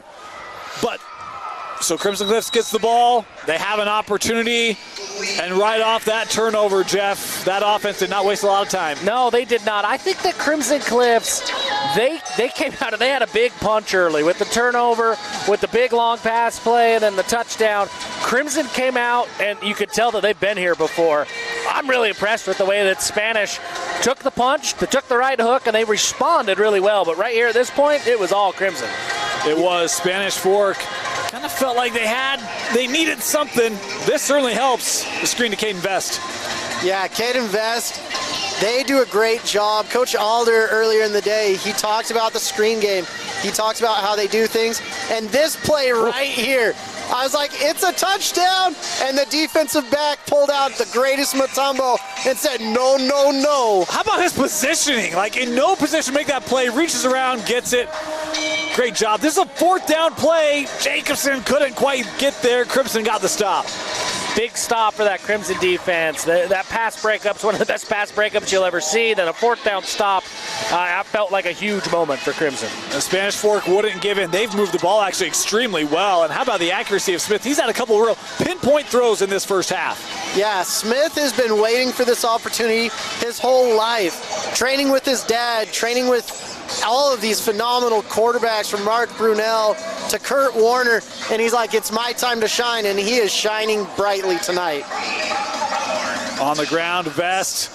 That finally broke the lid, kind of off of the scoring bucket for Spanish Fork. Finally able to bust in to tie it up. Yeah, big response for Spanish Fork. This is when the Dons, they finally got settled in. It felt like it took them a quarter to get going, to maybe let the moment settle in, and then they did, and boy, that second quarter was all Spanish. Came up with the turnover, and then once again, using the sideline, been very effective. Now McKay's been good, man. Yeah, this Spanish Fork team spreads you out and then attacks you, and then all of a sudden, if your last name's Jacobson, you're an athlete. Tanner Jacobson, he messaged me during the game. He said, "What's wrong with you? Choose the Jacobson. They always win." Brock has been winning a lot. He had that shifty little catch earlier. This was a heck of a play off the screen. How about the other Alofipo? Oh, my goodness gracious. I feel like I'm about to change my last name to Alofipo. I don't think it'll help. Probably not. But it helped the other Alofipo right now. See, this is why you can't be an Alofipo. One little comment from me gets you all thrown off. I cracked under the pressure, but great play by Alofipo. This drive starts back at their own 4. It had a play from their own 1. Brock Jacobson. Man, what a monster half he had. Man, he's playing inspired football. Everything he does 100%. He's fun to watch. Oh, what a grab. Just short. Fortunately, you have one of the best running backs to help cap it off. Best from a yard out. Yeah, they're kind of making Vest's job easy a little bit, getting into the end zone from 1 or 2 yards out every time. Usually he's having to run 40 yards when he scores a touchdown. We talked about his year, 2,400 yards, and what a great year it's been. They've really done a good job against Vest tonight. That Spanish Fork ground game has not been able to get it much momentum, really. No, but they've been able to strike when it counts, and that's how they got 21 on the board. They're finding fortuitous moments to capitalize on great plays. Yeah, I mean, the second quarter was great, right? The second quarter, the momentum that they have found offensively, the confidence that it gives everybody else. I think if you're Caden Vest, you're feeling great because everybody else around you is playing really good. Crimson's going to have to adjust. They're playing from behind now in this second half. And when they adjust, now you can really rely on your bread and butter, and that is Caden Vest. Things are going to be a little bit looser, a little bit more open for him. I think Caden Vest should be feeling great about his second half opportunities. Actually, kind of surprised because one of the things about this Crimson Cliffs team, we didn't get to this in our pregame show, but Crimson Cliffs is undefeated when they run for over 125 yards. In that first half, they only had 48. Well below kind of that mark that's been so important for them this season. How do they try to get that ground game going? Because we talk about the Crimson defense, but the Spanish defense has done a really nice job on Christensen. He hasn't been able to really get loose. No, he hasn't. They've been throwing the ball. They threw the interception, and they haven't really established the passing game. It's been more screens, more smaller balls, but they've got to get Malachi the ball deep. They've got to open up the game so that the running lanes are there. So Sherrod is 6 of 9. Do you try to establish the ground game first, or do you try to say, hey, right now we have been able to move the ball through the air a little bit. Let's try to spread this defense out and then get to the run game? I don't know, man. I think it's tempting to do that, to say let your pass set up the run. But when you look at what Crimson has done all year, McCord Christiansen has been such a huge part of what they've done. When he doesn't go well, that offense doesn't go well. I mean, that's just kind of the nature of the beast right now for Crimson. So when I look at this, I think you got to get McCord going somehow. I don't know if that's mixing it up with different looks, maybe give him some outside runs that did traditionally been a, line up, get upfield, one cut and go. Maybe you try to get him to the outside. Maybe you throw him the screen game, but you've got to find a way to get McCord feeling good, get him some momentum, because he is everything to this Crimson offense needs McCord Christiansen. And the interesting thing is we haven't seen Aaron Dunn as much on defense. Yeah. Which I'm like, okay, the last 2 games, they're like, we prepared for him, we're ready for him, and then he's not there. And you're like, okay, does this change our whole game plan? Hey, well, does he show up in the second half? I mean, does Crimson now zig and say, okay, we can run, and now big boy Aaron Dunn's going to be right in the middle of it all? Yeah, it's just smoke and mirrors, and Dustin Smith has done a phenomenal job coaching these last few weeks. I'm just like, you're putting on a clinic, and it's just fun to watch. We talk about the running of Crimson.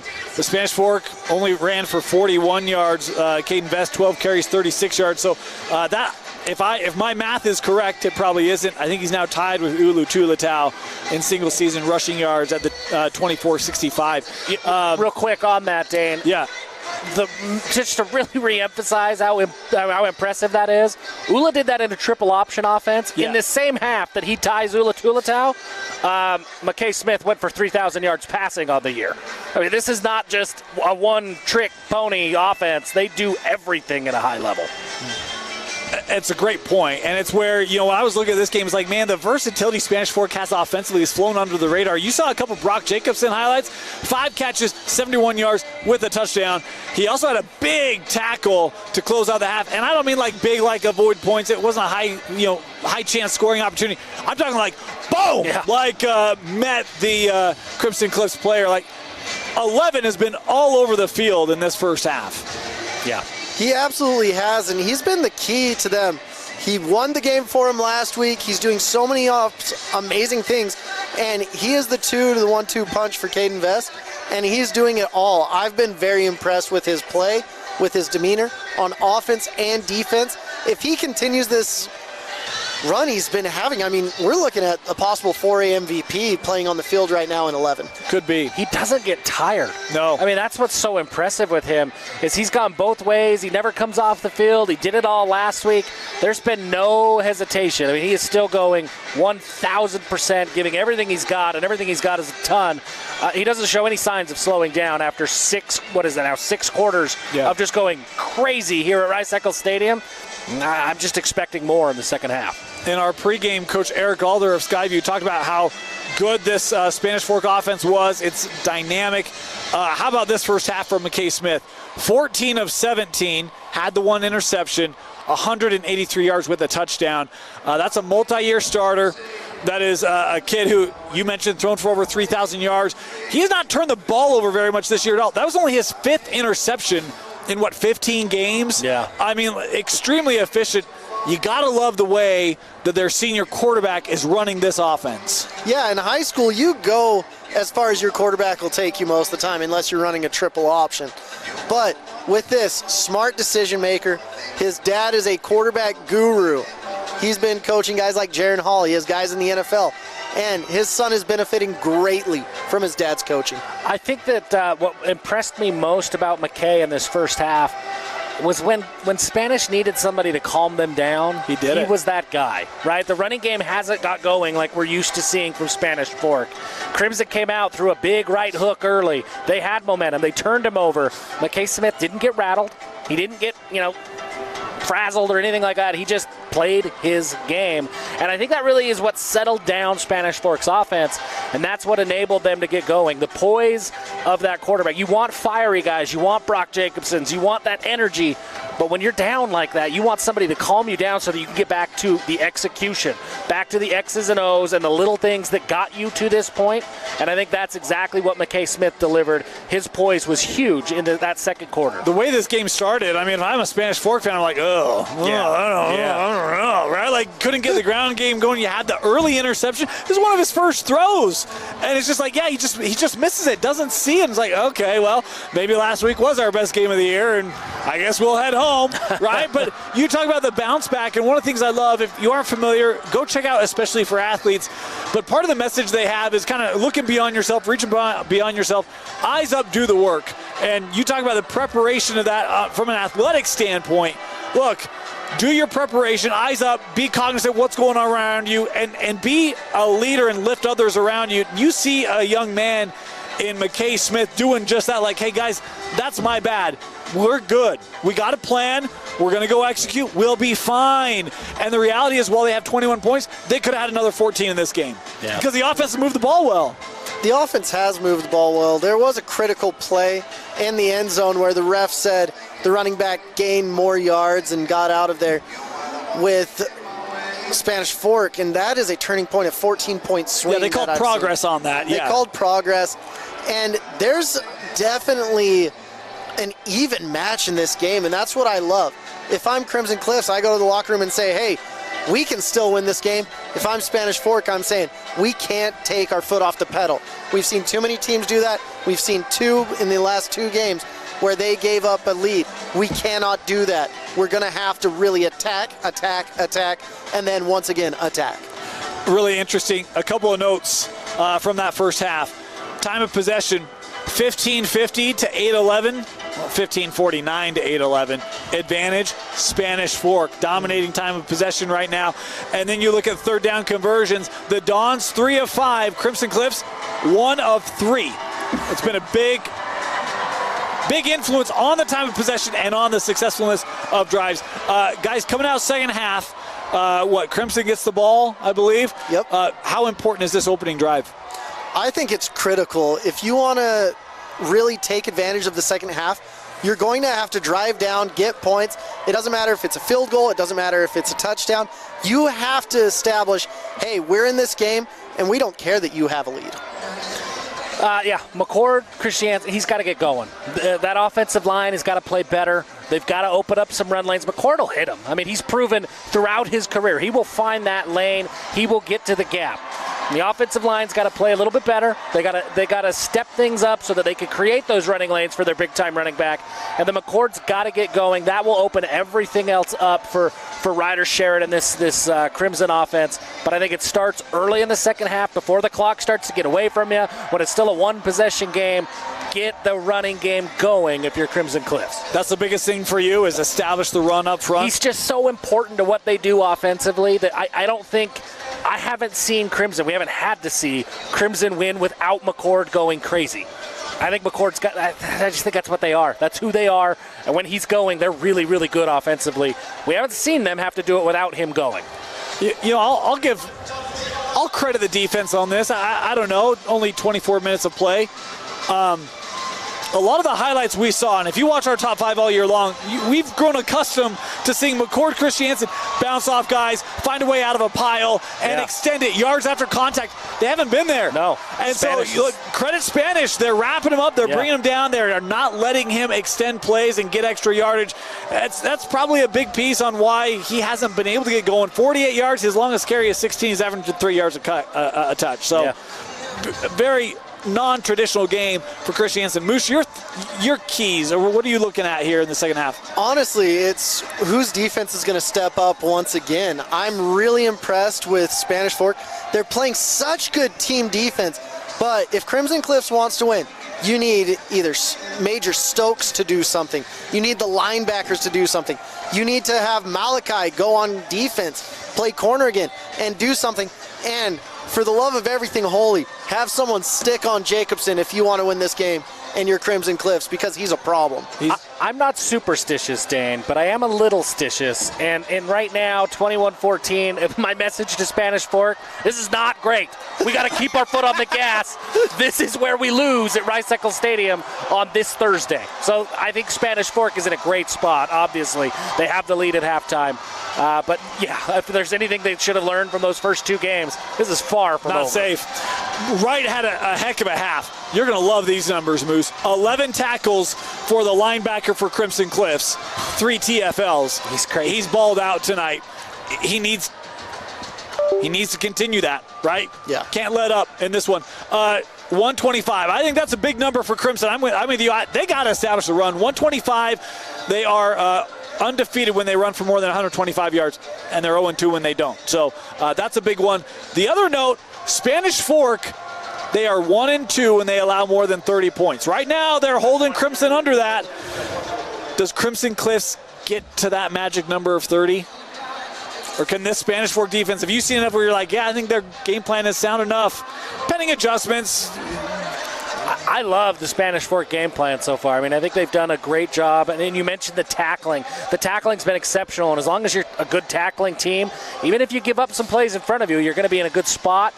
I do expect Crimson Cliffs. There's too much talent, too much coaching on that side of the field for them not to have a good halftime adjustment. I trust that Crimson Cliffs will do that.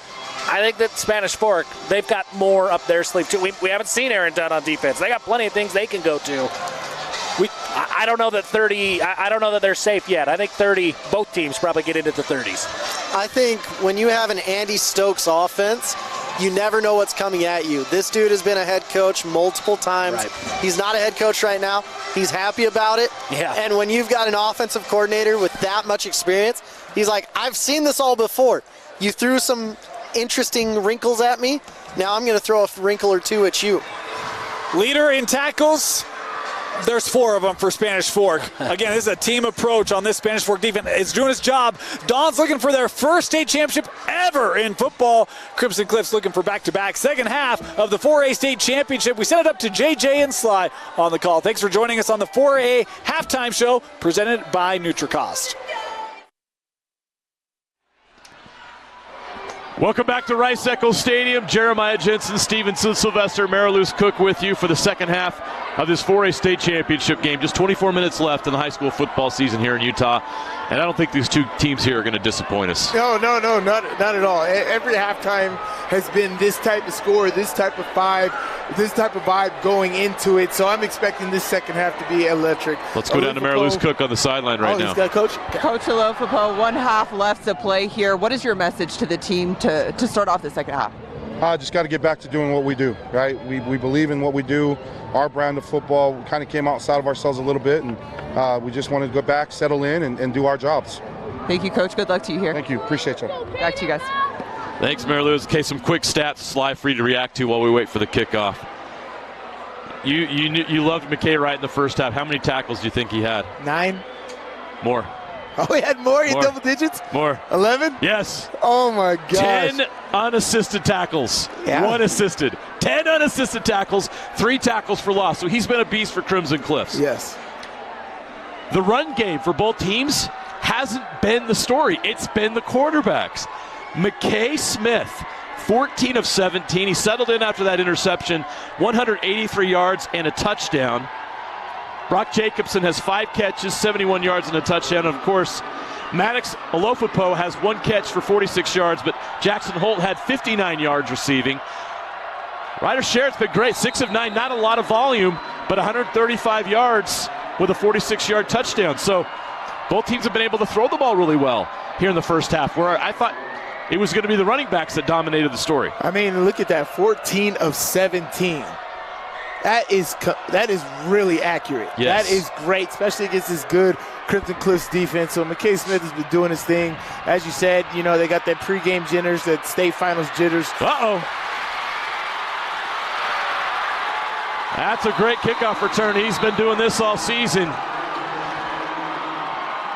Caden Garcia-Casey gives Crimson Cliffs outstanding field position all the way out to the 49-yard line. Yeah, this is a crazy kick return by Garcia-Casey. As you said, he's been doing it all season. He's dynamic. I mean, you've seen it on the earlier kicks, the way they hit the returns, they understand the blocking that's happening, and when they engage with the kickoff team, you have to hit it perfectly and timed up great, and he does a great job. So that's just great coaching right there on the special teams unit of making sure that everything times up the right way. Bad exchange there.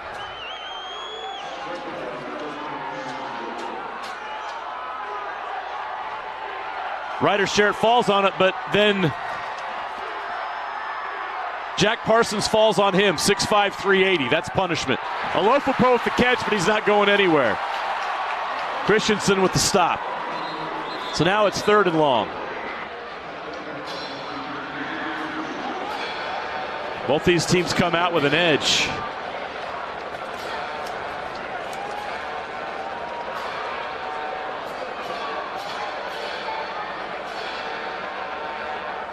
It's over. Dead ball. Personal foul. Number 53. Defense. Correction. Offense. It's a 50-yard penalty. 3rd down. Foul's on offense.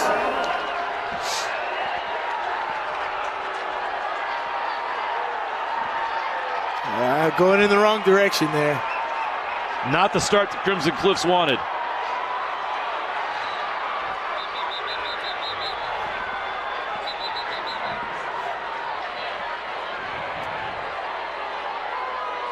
The Mustang sideline is upset.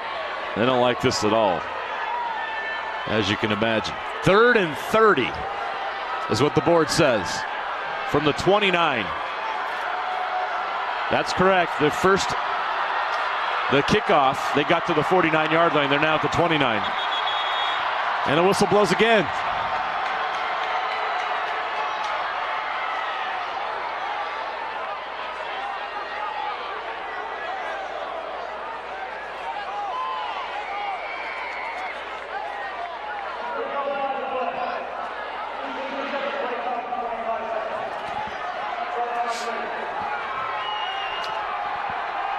What do you have in the playbook, Sly, for 3rd and 30? Tunnel screen. Wave the white flag. He's going to take a shot down the middle. It's caught. Right back to the original line of scrimmage, and he paid a price for it. Yeah, hit hard by Brock Jacobson. As I said, this guy's all over the place. Great play right there. But Jackson Holt with another 20-yard gain. As I said, they can get Spanish Fork to jump off sides right here. They're probably going to do that pooch punt. They're going to try to get him to jump with the snap here and then check late to a punt. Never mind. They are not getting the communication right. Going to call timeout. Running out of time. 10 seconds on the play clock. They're going to call a timeout.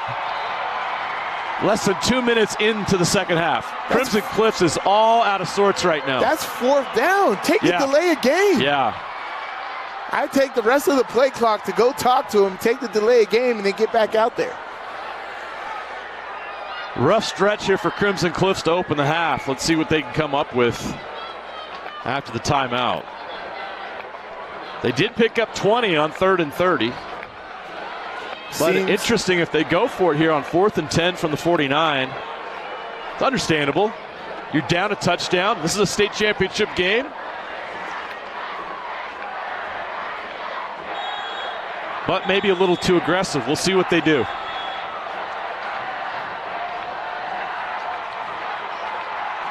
They choose to call timeout to avoid the penalty, but they only have 2 left for the half. Could come back to haunt them in the 4th. Well, here we go with 10:03 left in the 3rd. 4th and 10 from the 49. Spanish Fork brings the blitz, and it's just a punt. It's way high, but it takes a huge bounce for Crimson Cliffs, and this is exactly what they wanted. Maybe not as deep as they wanted, but they'll take it all the way down to the 16-yard line. That's where the Dons will have to start this drive. Their first of the half. Great job again by Spanish Fork defense right there. You know, you hold it strong. As you said, the running game has not been effective at all for either team. Give credit to both defenses. You know that had to have been the game plan coming in. Got to take care of the run, got to take away the run. And both teams have responded well to that. All right, 9:52 left in the 3rd quarter. We'll take a timeout. More after this. Life is hard. Exercise is medicine. The more you move, the more you smile. At Salt Lake Running Company, we know you've got this. Locally owned, locally operated since 1995, SLRC offers free custom shoe fittings, rewards, training groups, races, free events, seminars, and clinics. Visit us in store or online at slrc.com. At UCCU, we'll provide you with a low-rate line of credit that makes it easy to access the equity in your home. So you can finally finish your basement and raise the value of your home. Or pay off your credit cards and get out of debt faster. Nice. Or simply enjoy the peace of mind that comes from knowing you have a low-rate line of credit ready for a rainy day. To learn more, visit uccu.com or stop by any branch. At UCCU, we'll provide you with a low-rate line of credit that makes it easy to access the equity in your home. Just complete an application on your phone or computer, or stop by any branch.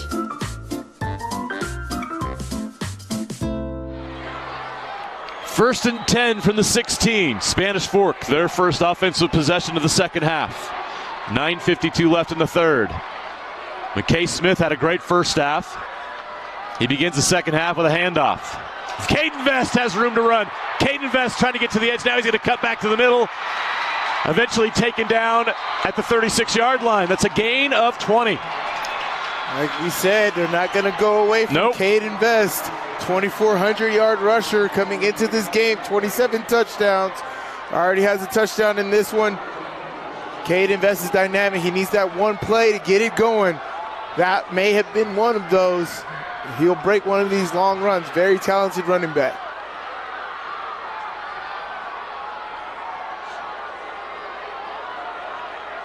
Brock Jacobson in the quarterback position.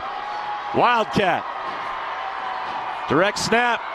They're going to roll it out. McKay Smith with the throw. How about that play call? To midfield. Nixon Warren with the catch. How's that? Again, where did he roll out to? Roll out. He got the sweep. Where did he sweep out to? His left side. Catches it on the run, throws it to the deep comeback. You see your quarterback running a fly sweep. Creative play design gets him a first down there at midfield. Keep with all the momentum. I love his grade. It's still, you're putting the ball in the hands of Brock Jacobson. Very talented guy. Jacobson direct snap up the middle.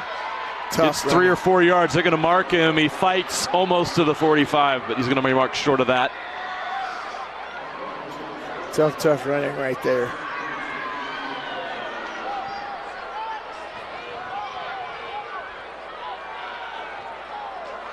Exactly what you want to do. They are driving, very effective, mixing running and passing. Then you got Brock Jacobson back in the Wildcat. Smith comes again. Jacobson keeps up the middle. Just short of the first down. He's 2 yards short. They'll mark him at the 42.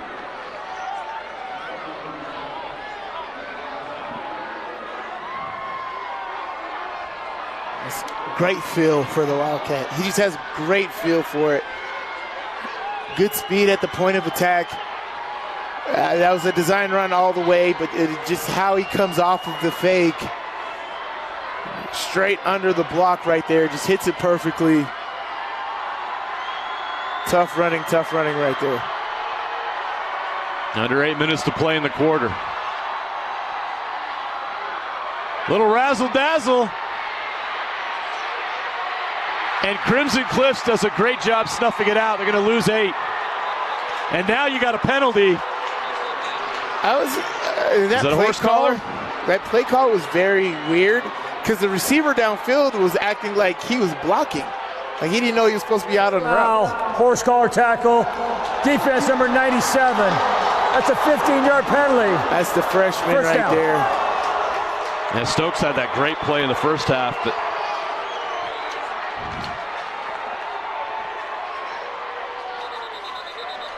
can't do that. Thought he had a stop. And Bronson Kalauli looked like he was going to throw. Yeah, I mean, that whole play design was like he was going to throw, but the receiver downfield was not looking as if he was supposed to catch a ball. Which would explain why he didn't throw. I mean, right. Somebody got the wrong play. Either way, it's effective because it's a 15-yard gain. Right. On the penalty. 1st and 10 from the 27. So the Dons, even when things don't go well offensively, they find a way to move forward. Jacobson still in that spot. They're going to sweep left. Vest from the 32 down to the 27. It's a gain of 5.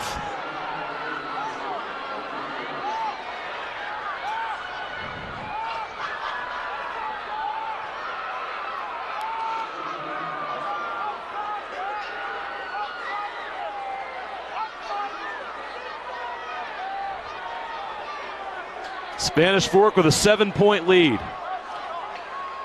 Trying to win their first state championship in school history. A 105-year history of the program. Trying to make history tonight. This will go a long way. Jacobson again. Cuts it up. Brock Jacobson. Just short of the goal line. Inside the 5. Spanish Fork's in the red zone.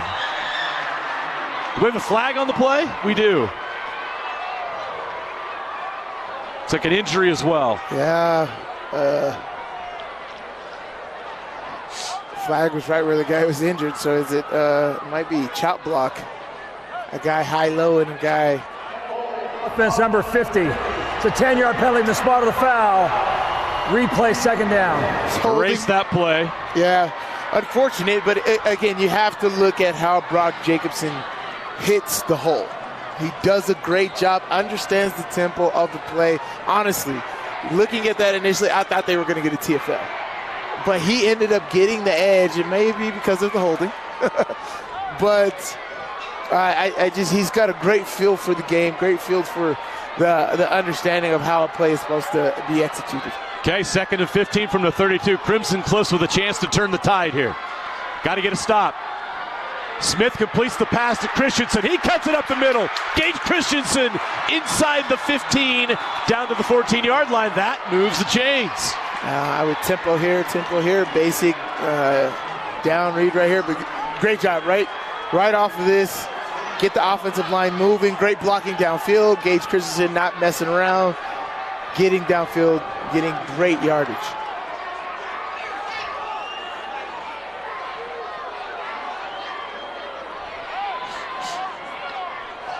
Still in the huddle. Play clock's down to 10. They got to hurry. 5:35 on the clock and counting. In the third quarter. Under center is Smith. He's going to roll out left. Throw left. Almost caught. We're going to have a flag. Bronson Kalauli was the intended receiver. He draws a flag in the end zone. Interference. Defense number 13. Half the distance of the ball. Replay first down. Terrific. It's just good body position there. And honestly, the defender's hands around the waist. Sometimes that's kind of all you can do right there. You got to protect both ways right there, and having to reach around. There was contact. Sometimes they call that, sometimes they don't. On that play, he got called. Vest goes to the outside. Vest to the goal line. Ooh. Taken out at the 1-yard line. Again, yeah, so this is the third time they've been down here, third or fourth time they've been down here at the 1-yard line, or 2-yard line, 1-yard line, down deep inside there. But it's first down and goal from 2. This is not easy to get in.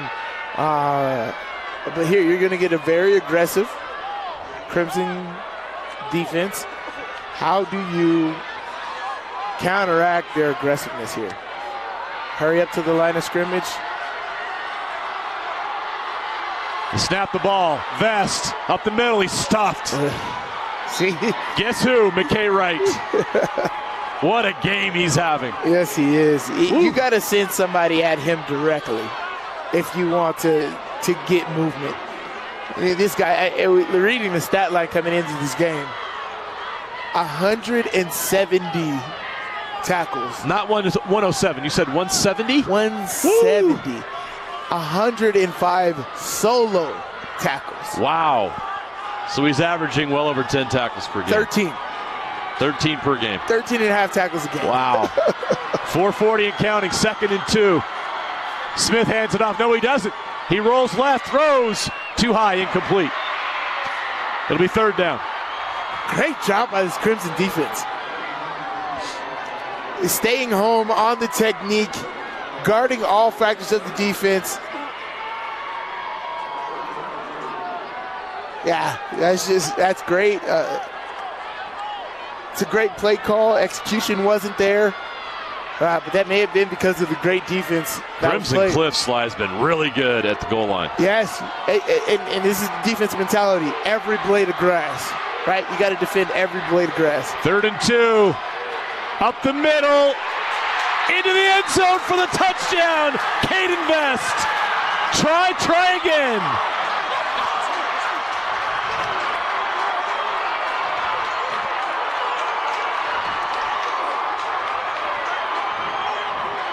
It is not easy to get into the end zone that close to the goal, especially against a stout defense like that. And I mean, it's a definition of heart. Going up 2 scores, 2 touchdowns in this football game is the only way I believe you can beat Crimson Cliffs. That is his 3rd touchdown of the game, his 3rd 1-yard touchdown of the game. And that means this guy's at 30 touchdowns for the year. Oh, tough. He won that one-on-one matchup. Not much you can do at that point. That's how you finish. That's how you run the ball. Oh, my gosh. The offensive line did a terrific job opening up that gap. You saw number 77 go to work. Howie Kinney. It's stellar play right there. That's how you stay on top of things. But again, Caden Best, 2,400 yards coming into the game, 27 touchdowns. Now 3 touchdowns in this game. This guy's going to end this season with 30 touchdowns. Amazing. In the season. We're seeing some amazing statistics all around the state of Case. On the other side of the ball with McKay Wright, 170 tackles. He's probably at 15 tackles for the game, so 185 tackles. This guy is all over the place on defense. Caden Best, McCord Christiansen, putting up amazing numbers all year. This is a top-tier matchup. There's a reason why these two teams are in this game at this point in the year. They are the best of the best. This is absolutely awesome to watch. But the way Caden Best finished that run there, that's how you play the game. You understand that yard, that effort, that energy that you need, and you send it home. That's how you put yourself in position to come out of here with a ring. Love that. As you said earlier in some of the other games, you can put this on your resume. Yeah. I'm a state champion. It's pretty cool. Yeah. And one more quarter. It's not over yet.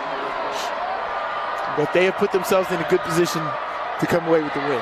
Vest is approaching 2,500 yards on the season. Onside kick. The Hands team takes care of it. So Crimson Cliffs will start this drive at the 45-yard line, down 2 scores. This is adversity that they haven't had to face in the playoffs since the state championship game in 2022 when they got blown out by Desert Hills, their rival. This team dominated the playoffs last year. And then while Skyview gave them a heck of a run, they never really were threatened or trailed in that game. Batted down at the line of scrimmage. Guess who? Aaron Dunn. That's a 6'8" offensive tackle playing DT, and that's tough to throw over the top of.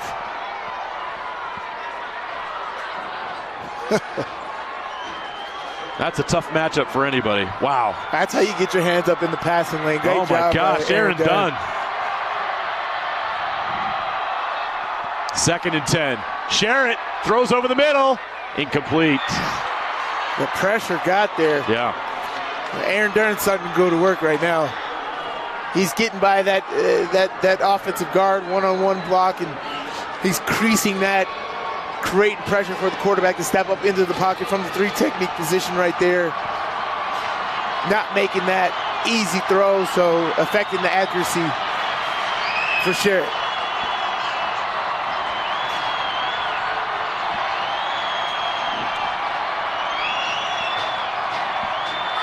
It's rowdy in here. Crimson Cliffs incomplete. That's a backwards pass or not? They're going to call incomplete. For a moment there, I was like, that's live. That looked backwards to me. Incomplete pass. 4th and 10. They'll have to punt.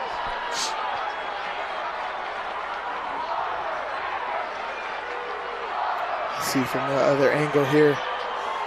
He is at the 47. That's backwards. That is a backwards pass. That is a backwards pass. That should have been a turnover and possibly a scoop and score. That was a live ball.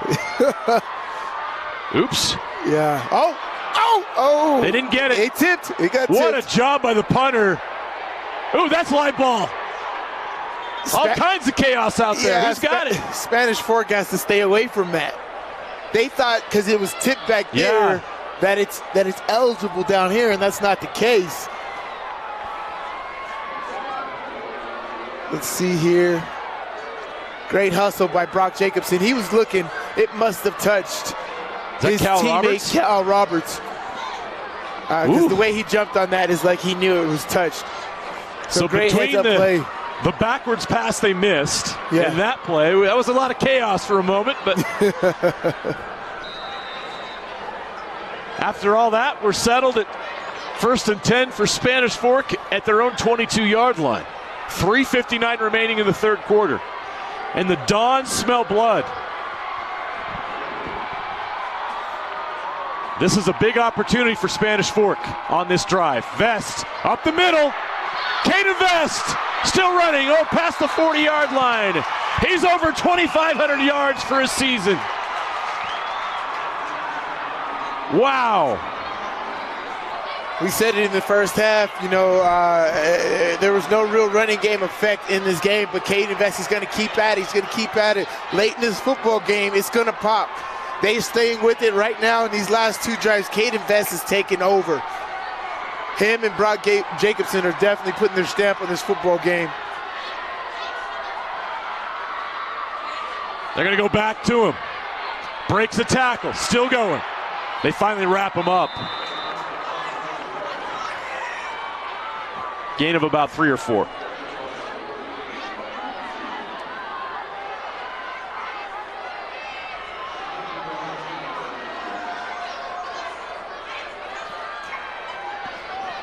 Boys, the path for Spanish Fork to get here has not been easy. The quarterfinals, they had to beat a really good Park City team that gave them everything they wanted. In the semifinals, they had to take down number 1 and undefeated Ridgeline. And now to get that much elusive state championship, they got to take down the defending champs, and right now they're closing in on that. Just short of the sticks, up to the 49-yard line. You want to be the champ, you got to beat the champ. Spanish Fork trying to do that right now. Crimson Cliffs has to dig deep. They need a stop. Down 2 possessions. Time running out here in the third quarter. Coming up on 2 minutes to play. 14 minutes left in this championship game. Spanish Fork 14 minutes away from their first ever state championship in 105 years of Spanish Fork football. Crimson Cliffs loading the box. Vest, first down, dances outside, inside the 45-yard line down to the 42. They loaded up the box for him and he bounced outside.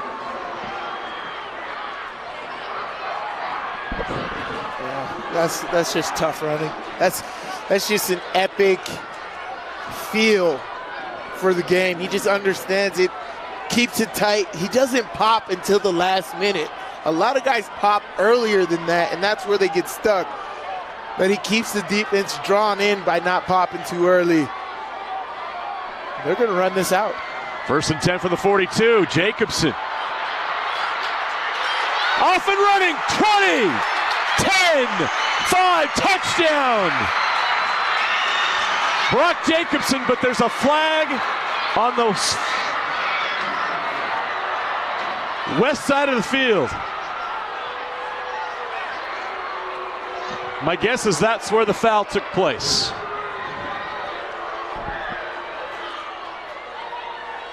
Offense number 2. It's a 10-yard penalty from the spot of the foul. Replay, first down.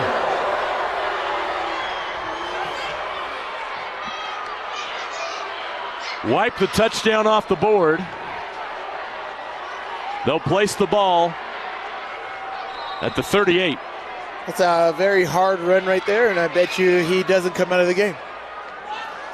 Look at this. This is, of course, tough angles there. But yes, that's holding. Right there's the hold. Yeah, they got him. That's holding. It's pretty tough as the blocker. I don't think he expected Jacobson to crease kick like that. it Yeah. that direction. So I really don't think that hold affected it that much, but he held, and that was just in wide open space right there. Nixon Warren on the end around. Gets it up to the 33-yard line. That's a yard short of a first down. It'll be 2nd and 1.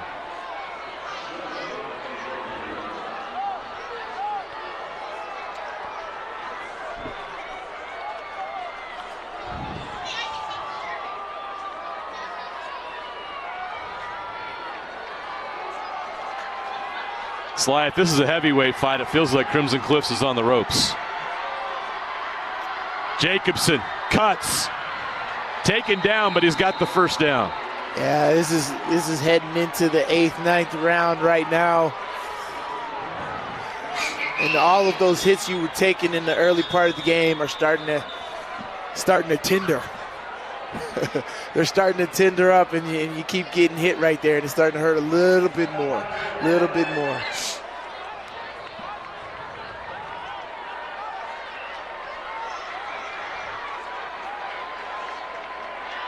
got an injury timeout. We'll take one as well real quick. 28-14, Spanish Fork leads Crimson Cliffs in the 4A state championship game. At UCCU, we've learned that people prefer more. And not just more, but a lot more. That's why UCCU created Elevated Checking. Elevated provides everything you'd expect from the best checking account anywhere and more. A lot more.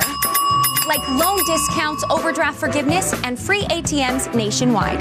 Just visit uccu.com and elevate your checking. Your car carries you and those you love through the days and years. It deserves the best care you can give it.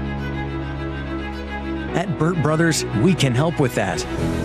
We've been doing it better than anyone else since 1991, and we'll keep doing it to get you through all the important moments on life's roads.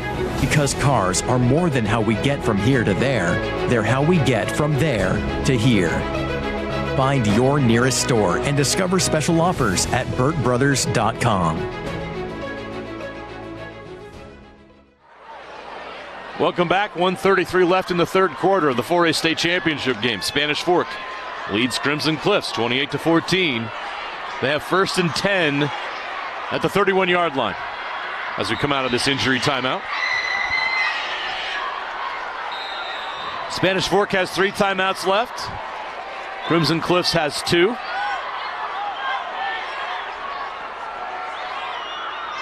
The Dons with a chance to take a 3-score lead on this drive. They go heavy here. Vest following blockers. Up to the 30. It's an interesting formation on 1st and 10. Yeah, maybe trying to break one for Vest up the middle. I mean, you're trying to put your weight on the defense. Right. Put your weight on defense, make them break. Right now, this is still aggressive time. You still got a whole fourth quarter. You still have to be aggressive. And that's why they're coming out in this formation now. So you'll see some aggressiveness here by this defense. You got 2 deep safeties here. One's creeping up. Smith on 2nd and 8, steps up in the pocket, throws, catch, made by Brock Jacobson. It's a first down, taken down at the 18, marking at the 17-yard line. Wow. I tell you what, every time McKay Smith drops back, he's looking for number 11. Who wouldn't? Look at, I mean, triple covered, don't matter what it is. Look at this guy, under route right here. Everybody, he's drawing attention of everybody. And this is where all those hours in the weight room come in. Yes. You can see it the way he plays defense, the way he runs every play, the way he makes longer runs. It gets called back. He stays in the football game. Brock Jacobson is the MVP of this team, and it's hard to say when you got a guy like Caden Vest and McKay Smith that had seasons the way they had. We are 12 minutes away from crowning a state champion in 4A. Will it be Spanish Fork? Will it be Crimson Cliffs? Come back to find out when we begin the fourth quarter, just moments away. But first, we're always trying to figure out where Mary Lou's is, and look where she turned up in a sea of red. Can you believe it? I'm with the Stang gang is what I am told, and we've got some dedicated folks here because, of course, they had a bit of a long commute here. Porter, you were telling me a little bit about how you guys got here. When did the journey begin for you? So we're all about the Red Kingdom, to be honest, and so we had to drive up in the bandanas, and we just walked in the whole time. We just love our team, love our football, and we're going to come back and win. We know how. It's end of story, we're going to win. Feeling very confident. I like to hear it. McKay, how do you describe what it has been like to be a part of the Stang gang this season? So, I mean, we're obviously a family here. We have the dedication to drive 5 hours for our team. We've been to state before. We know how to win, and we're going to do that. I think they're feeling pretty good here. They're feeling pretty good. The red bandanas all drove together. It sounds like a lot of cars made their ways up, so dedicated fan base here for sure. So good luck to the Stang gang. Thank you so much for letting me join you guys. Appreciate it. And back to you guys at the booth. Shout out to my mom and dad. Shout out to everybody that made me the person who I am today. It really means a lot. Wait. And shout out to Mary Lou's. Oh, that was nice. Thank you, Porter. Thank you. Your last student section interview of the season, Mary Lou's, and you get a shout out. How about that? That was so kind. Was my Get part some on? brownie points from the Mustang gang. Hey, you're just glad nobody hit you with the flour bag. I'm very grateful. Nobody broke out the fire extinguisher in the student section today.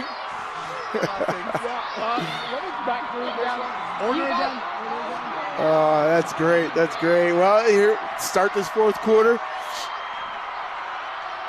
12 minutes left, Sly. 3 scores. What? Opportunity to go up 3 scores. Yes. This is desperate times for Crimson Cliffs for Spanish Fork. They smell blood. Yeah, you got to go. There's sharks in the water. You haven't won a state championship in 105 years of football. This is your chance. All the way through. This is your chance. Don't get comfortable. They've got to finish it. Yeah. We've seen crazy things happen on this turf. If there's some team that can come back from a deficit like that, I believe Coach Alifapo from Crimson Cliffs can get that done. You know, we haven't seen Malachi Alofapo break a big one. They haven't gone deep to him. Obviously, he's probably banged up quite a bit. I don't know if that's an option. And that's probably hurt them quite a bit in the past game as well. I don't think he's 100%, even though he's out there. We haven't seen that attempt gone for Crimson Cliffs. But someone else is going to have to step up. They're going to have to make plays. Here we go. The fourth quarter begins from the 18-yard line. Spanish Fork in the red zone. Runs right up the middle. Caden Vest. He can smell the end zone. And he can smell victory. It's a good start to the fourth quarter for Spanish Fork.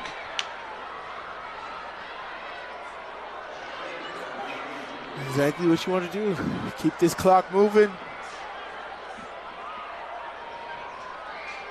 Guys, get in here and just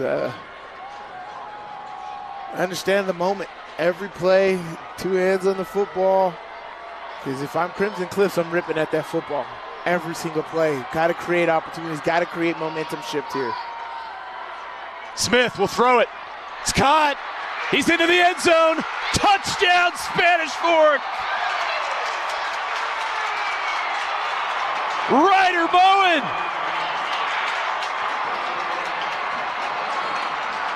The H-back finds the end zone. And the Dons can smell it. They can feel it.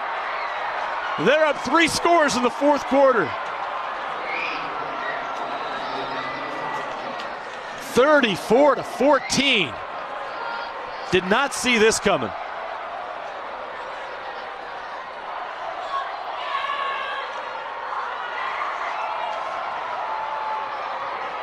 Nice effort on the attempt to block it, but they come up short. Spanish Fork makes the extra point, and they have a 21-point lead. There's another look.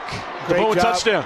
Great play design there. As you said, you've been running the ball so aggressively. You get Crimson Cliffs to come up to the line of scrimmage. You slip the H back out, Ryder Bowen, and Ryder Bowen gets into the end zone. Senior H-back.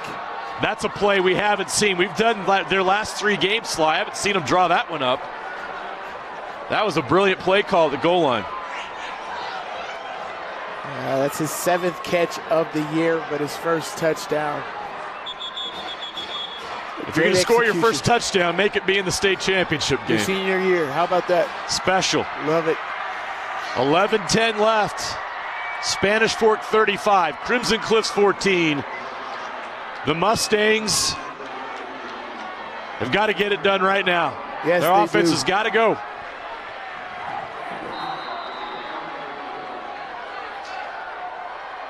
They're struggling a bit, and it's been weird. Spanish Fork has been kicking short kickoffs. They've been trying to do this little short kickoffs for the last few times, but it's been working. Like, you're giving Crimson Cliffs a short field. How does that work? They don't want Caden Garcia-Casey returning it. Yeah, that's smart. Push him out of bounds. They're still going, still fighting. Maddox. It's going to help them. Maddox, a little pole right there. Still gets back up to the 40-yard line.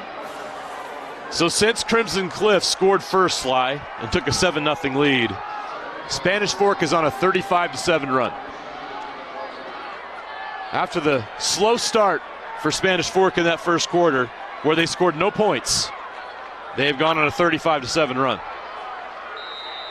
That offense really found itself, especially in the second quarter, where they scored 3 touchdowns. You said Malachi hasn't touched the ball. And there you go. They got it. He's got to go now. I'm telling you, he's dangerous from that right X position. Watch them going up over the top with Malachi. Sherritt is going to throw. Going to take a shot deep. Way overthrown, not there.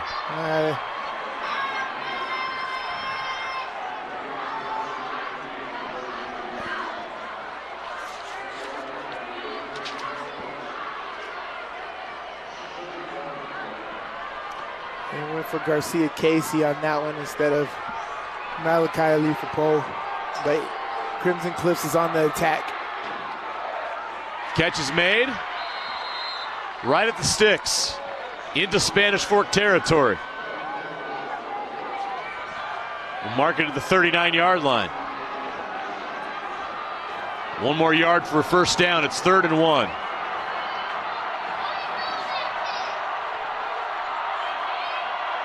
Sherritt hands it off. That's a first down.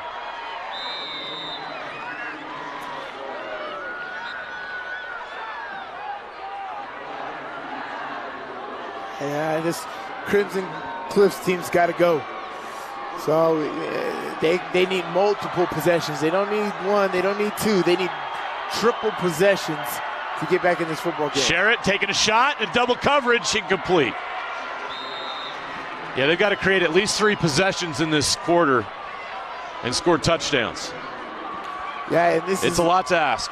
This is interesting here. You know, Spanish Fork is no dummy.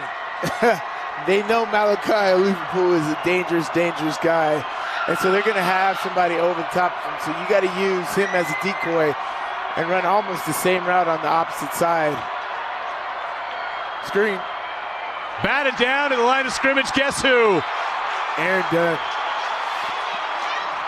Step up, big man. This is your moment. This is your time. It has not been comfortable for Sherritt at all today. Aaron Dunn, like a volleyball player at the net. Get that out of here. He plays basketball too. Rejection. That's and offside. now they got a 5-yard penalty. It's going to be offside on Spanish Fork. I mean, what do? You're a quarterback and you're trying to throw it, and Aaron Dunn steps number 79. It's a 5-yard penalty. Still 3rd down. Here's the thing. Is like, even if you pump fake to try to get around him, his wingspan is not going to allow you to get around him. Right. Because he didn't even jump out. He didn't get off the ground. His arms is just that high that if somebody jumps it, it will only go that high. Sherritt, incomplete. Great defense by Brock Jacobson. It's going to be 4th down. Alifapo right there.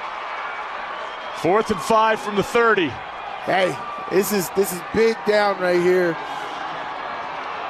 for Crimson Cliffs. They got to get this first down. What is their best play to get 5 yards? How do you do that? Is that a QB draw right here? Is that a fake a tunnel screen, come back to the other way screen? How do you get 5 guaranteed yards right here? Spanish Fork fans making a lot of noise. Big play here, 4th and 5. Sherritt throws to the flat, caught, first down. And more. McCord Christiansen, touchdown! That's what they had to have. Crimson Cliffs. Well, I asked what's your guaranteed 5-yard play. They said, I'm going to guarantee a touchdown on here. I'm going to get the ball to 15.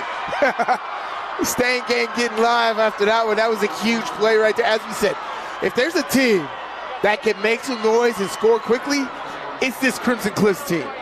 They have a lot of talent across the board. There's a lot of guys from Garcia Casey, Malachi Alifapo, Maddox Alifapo, and McCord Christiansen. They have talent all over here. They can spread the ball out and make some noise. But they got to get some stops on defense. Okay, they did what they had to do there. Kick is good. It's a 14-point lead now for Spanish Fork after this McCord Christiansen touchdown run on 4th and 5. Look at that. Nothing easy. That's just a talented run right there. You get him on the run. He cuts back.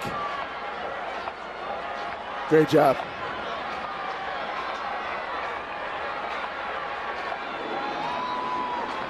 We still got a game, 35-21, 9:51 left before we crown a state champ. We'll do that next here on Game Night Live.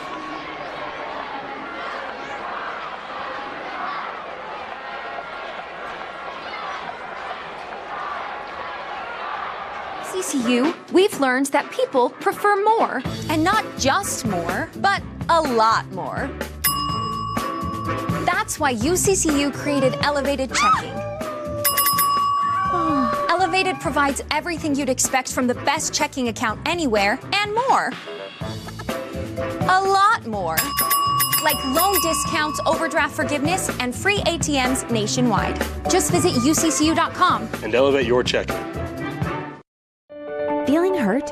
Uncomfortable standing, walking, or running? Salt Lake Running Company offers free custom shoe fittings.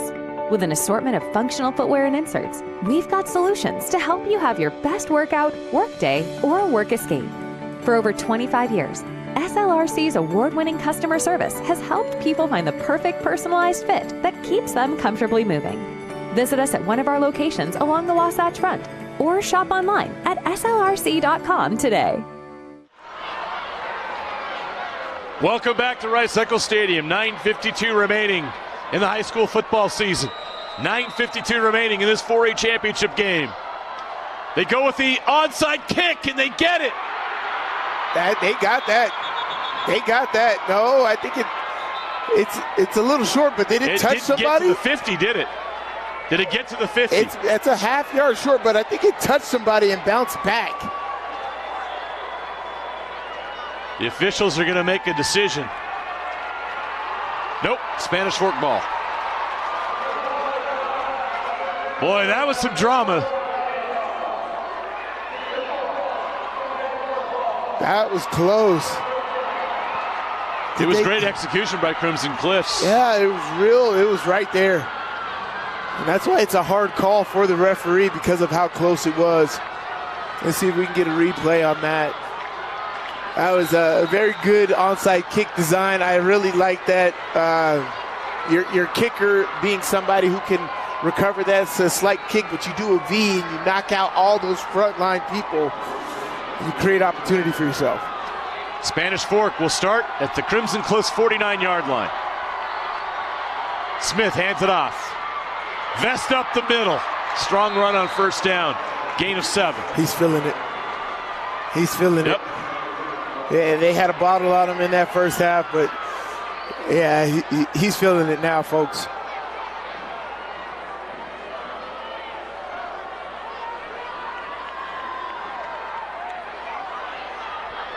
Clock runs.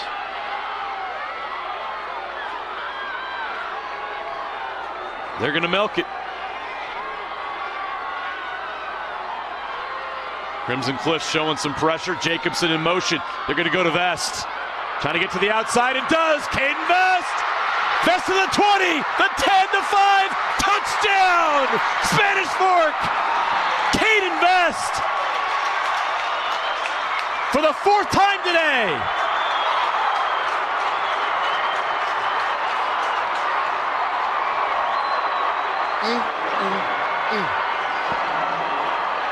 When you got it going on, you got it going on.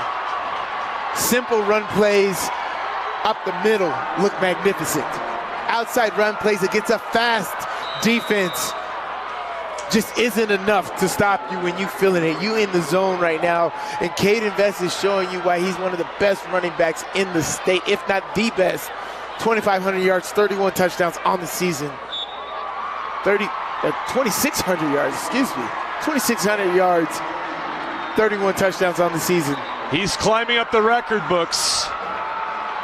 He's not going to catch Jalen Warren's 3,099 yards, but he's top 5 now.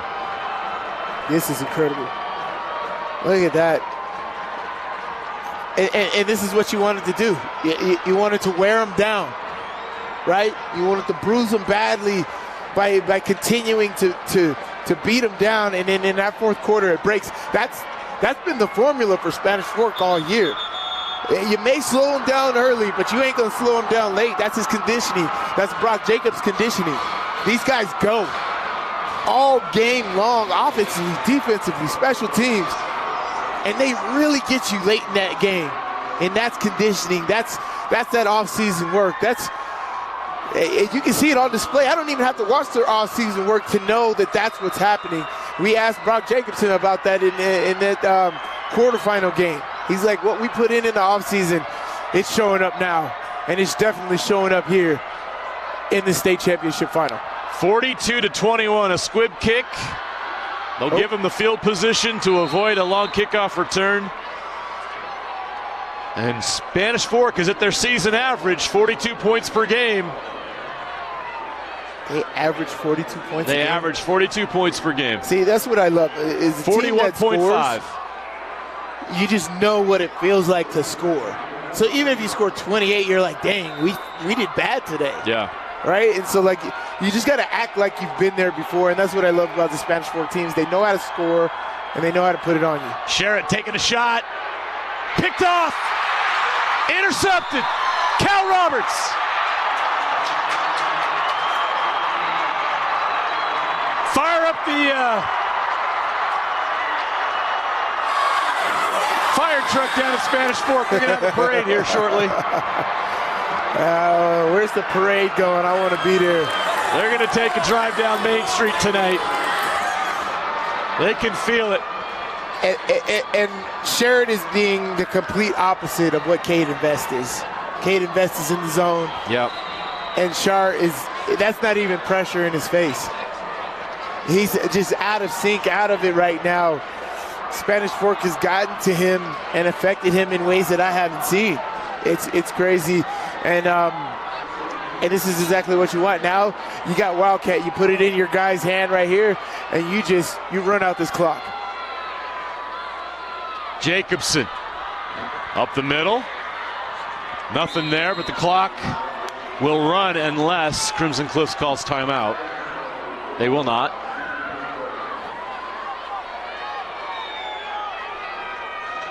They'll snap it around 8 minutes left on 2nd down and 10.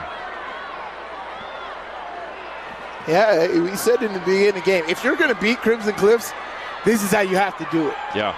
You can't play side by side with them. They are too talented to play with. You got to beat them down, and you can't let your foot off the gas.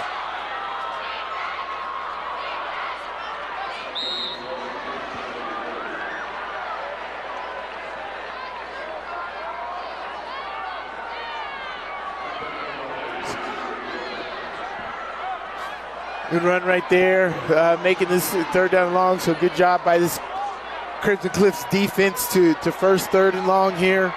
Now they got to come out. They got to force this punt. I know Spanish Fork is going to try their hardest to take every second they can off the clock. 7:30 and counting. 3rd and 6. Now we got a whistle. Crimson Cliffs is going to take a timeout. It's a late timeout. 1 of 2 they have left. They had that defended properly.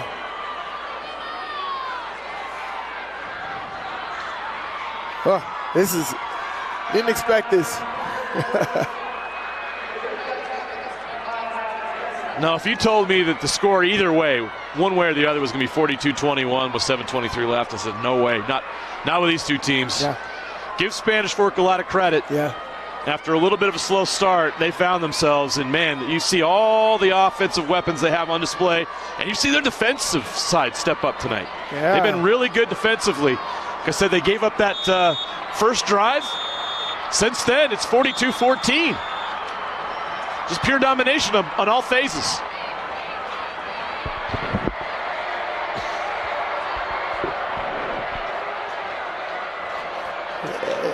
If I were to see the game plan, I would envision it going a little like this. They are executing extremely well this late in the season. Now you know why Coach Smith was upset at halftime. Yeah, exactly. This is what he expected, what we're seeing in the second half.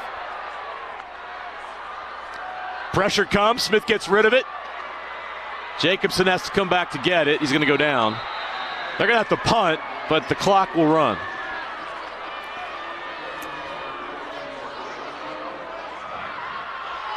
which is okay. As you said, the goal here is to take as much time on the clock as possible.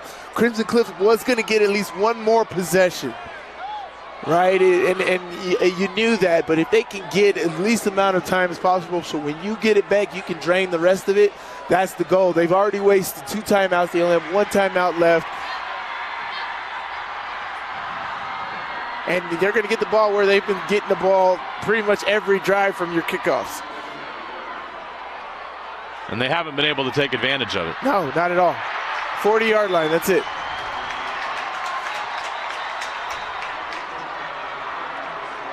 It's a great punt, great coverage. Comfortable position where your defense has been to be able to get some stops against this Crimson Cliffs offense. Now 6 minutes and 30 seconds left in this football game. Crimson Cliffs with 1 timeout. So Crimson Cliffs is going to try to score quickly, even if they do or don't. You're just in prime position. Turnover on the last drive. Your defense is playing smart, eyes clear. Still play standard. You don't want to give up big plays. Allow them to get momentum like that. Don't think it's over. Still play this football game. Finish this out. That's what I would be preaching if I was Coach Smith.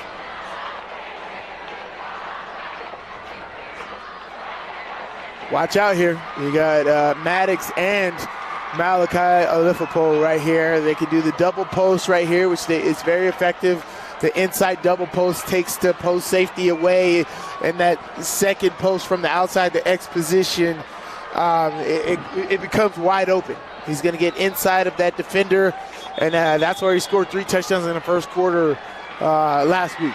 And so that might be this play coming out. You got Maddox and Malachi to the top of your screen right there. Very, very dangerous receivers. 1st and 10 from the 40.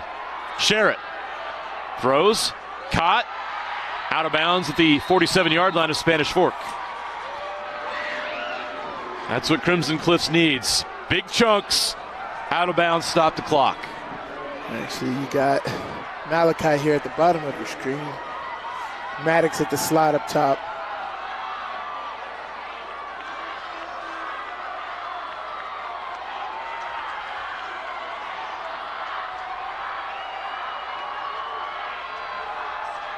Olofopo in motion. Sherritt's going to throw over to Malachi Olofopo. He'll try to split the defender there. He can't do it, but he does get out of bounds at the 40.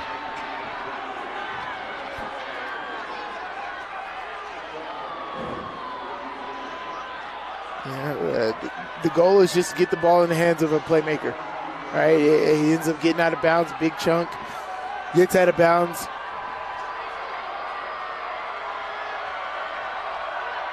Sherritt. Too high outside. Incomplete. It'll be 3rd down and 2 from the 40 of Spanish Fork. 6:14 left on the clock.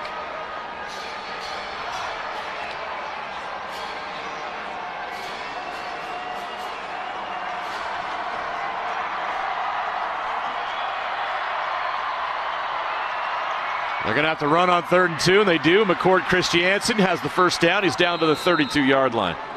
Good tackle right there. Hey, tackle him inbounds. Chains are going to move. Clark's going to start. Under 6 minutes to play in this 4A state championship game. 42-21, Spanish Fork leads Crimson Cliffs, the defending 4A state champs. Spanish Fork has never won a state title in their 105 years of football. Christiansen on the outside. He's brought down. Smart tackle there. Yeah, he almost grabbed the horse collar, right? And slipped off of that. Credit to Noah Kemper, who would have given him 15 yards. Instead, he let go. Smart. He slowed him down enough. You didn't have to take him down. You had a teammate help you out. Save yourself a 15-yard penalty. Keeps the clock going. And the clock continues to run. Under 5:20. Sherritt is going to throw it. Outside, he's open. Catch is made. Hit just as he catches it. He's right at the marker. That's number 8. Boston Barrow. Great job tackling the catch. Keep that clock moving. That is the goal. Sherritt throws outside. Caught. Maddox. Olofopo. Great catch. Great operation right there. Here's the thing. You get to the end of the game and you see teams do this and you're just like, why couldn't we do this earlier in the game? I always feel that way, and I'm just like, would that be open in the regular game? Right. This is late in the game, so like I just don't know. I don't know. Sherritt has time. Oh, wow. Nice catch. Christiansen trying to fight his way to the goal line. He Gets comes out up of bounds. short, but he's got a first down. It'll be first and goal for the Mustangs. How about that catch? He's out of bounds. It stops the clock. Great it's a long job shot right for there. Crimson Cliffs, but they've been brilliant on this drive with clock management. Throwing everything to the sideline, getting out of bounds, stopping the clock. And now they're in the red zone, and are they going to have to take their final timeout, or is Spanish Fork taking it? This is Spanish Fork. The Dons are smart to use one of those 3 timeouts right now to catch their breath. Yeah. 4:45 left.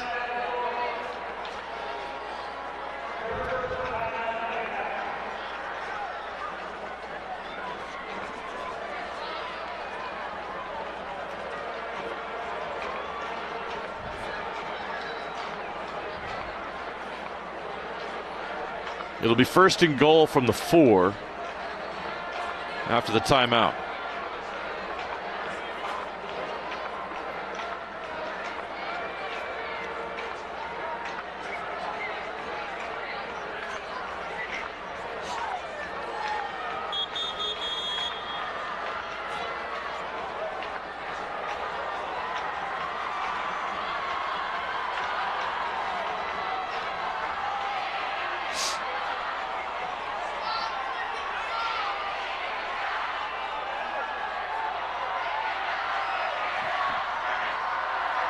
We're back out of the timeout. 42-21. Spanish Fork leads, but Crimson Cliffs is 4 yards away from a touchdown. Christiansen's going to throw it to the end zone. Caught. Touchdown. The Mustangs keep coming. Boston Barrow scores. And it's a 2-score game. Great execution. For me, I would have been targeting, as a defensive guy, I would have been targeting Christiansen. I would have been all aggressive on that, and that's exactly what you do. You use the defense's aggressiveness against them, and they come up to you, and you dump it right right behind them. Great execution, great play call by Crimson Cliffs.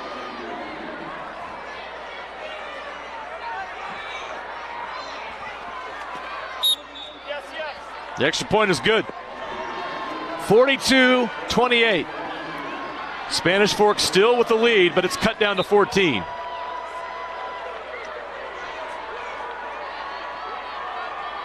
Really good stuff on that drive from Crimson Cliffs. Really easy, nice little touch pass. Delivered right on money. Great job by Boston Barrow at slipping out behind and making that happen. Now, again, they're going to try this onside kick, but a lot of time has gone off the clock. It's exactly what you wanted to have happen for Spanish Fork. You know they're a dynamic offense. Even if they score, that's good. You just want to make sure that enough time went off the clock, and I think on that drive, 3.5 minutes went off the clock.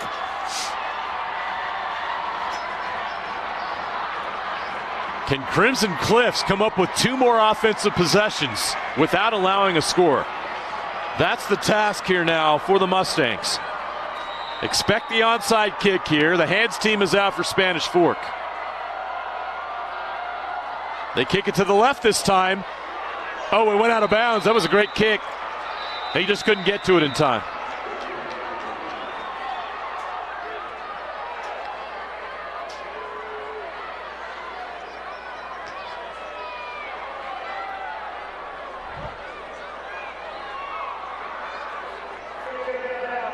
Penalty from the spot that went out of bounds. First down.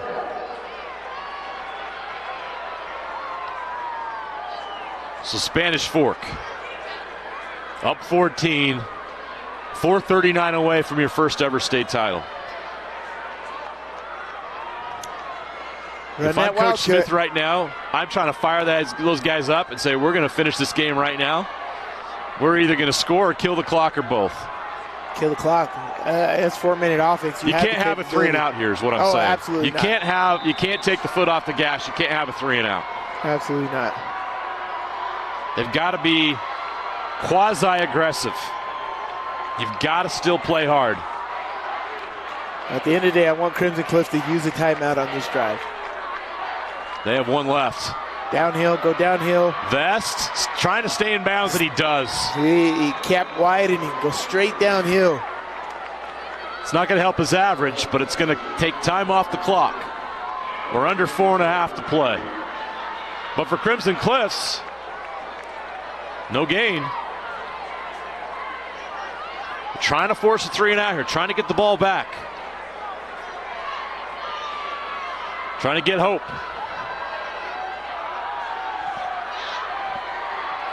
Play clock's down to 10. But the snap will be under 4 minutes. Jacobson. Oh, it hits. Oh, no! Crimson Cliffs has it. They snapped the ball while McKay Smith was in motion at the worst possible time. Too early. Jacobson's got to be. Oh my gosh! You can't call for the snap. You got to wait for him to go through.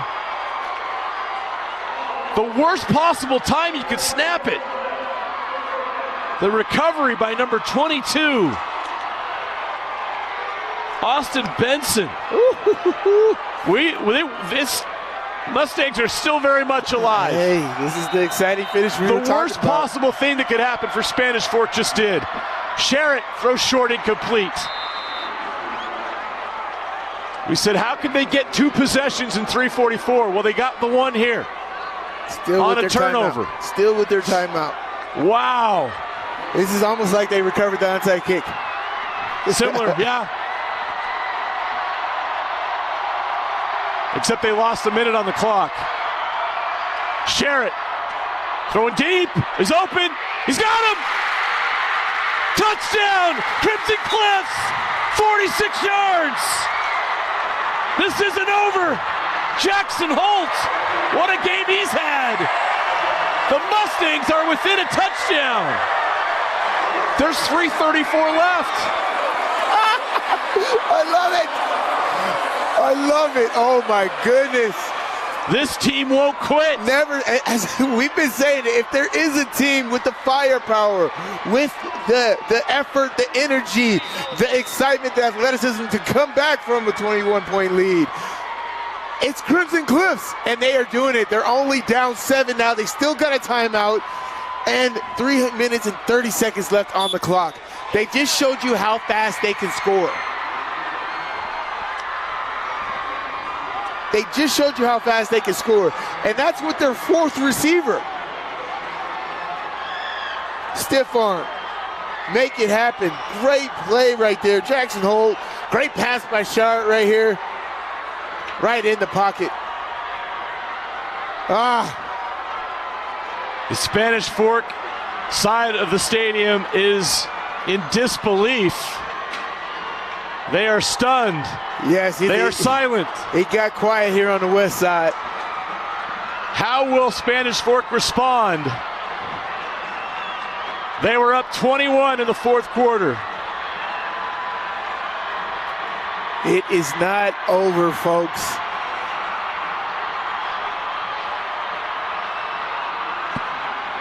I tried that middle return again. That was close. You just got to go take somebody out. Have your kicker recover it. Go take somebody out. Here it goes. They're going to try it again. Yep, go. They got it. Did they get it? Yes. They got that. Now the officials are going to talk about it. Yep. Crimson Cliffs ball. As I said, I would try this middle return again. Just go take somebody out. And they do that. They take the people out right on that front row, and that ball gets 10 yards. Caden Garcia Casey recovered it. Did it go 10 yards? Yes, I believe it did. We got to see it from the high angle here. It didn't go 10 yards. Ball on the 49-yard line. First down. On that replay, I gotta see that upper angle again. On that replay. Oh, that's heartbreaking for Crimson Cliffs. They thought they had the onside kick. Look here. So where's Garcia? Slow it down. I don't even know. The ref's got a better angle than we do. Here we go. They can't even touch it before it goes 10. Yeah. Did they touch it? I don't know. I can't tell from that angle. I saw him touch it right at the line. It doesn't matter. The referees made the call. They were down there on the field. Yeah, it's tough from as far away as we are to tell. That's tough, but that was a great play call, great execution by Crimson Cliffs. Just a hair off. But it's still not over. You know, even if they recover the onside kick, you still be in this position. You got to create opportunity for yourself. This is when your guy like McKay right here creates some plays, creates some turnovers. You got to run the football still if you're Spanish Fork. You got to make Crimson Cliffs use their timeout on this drive.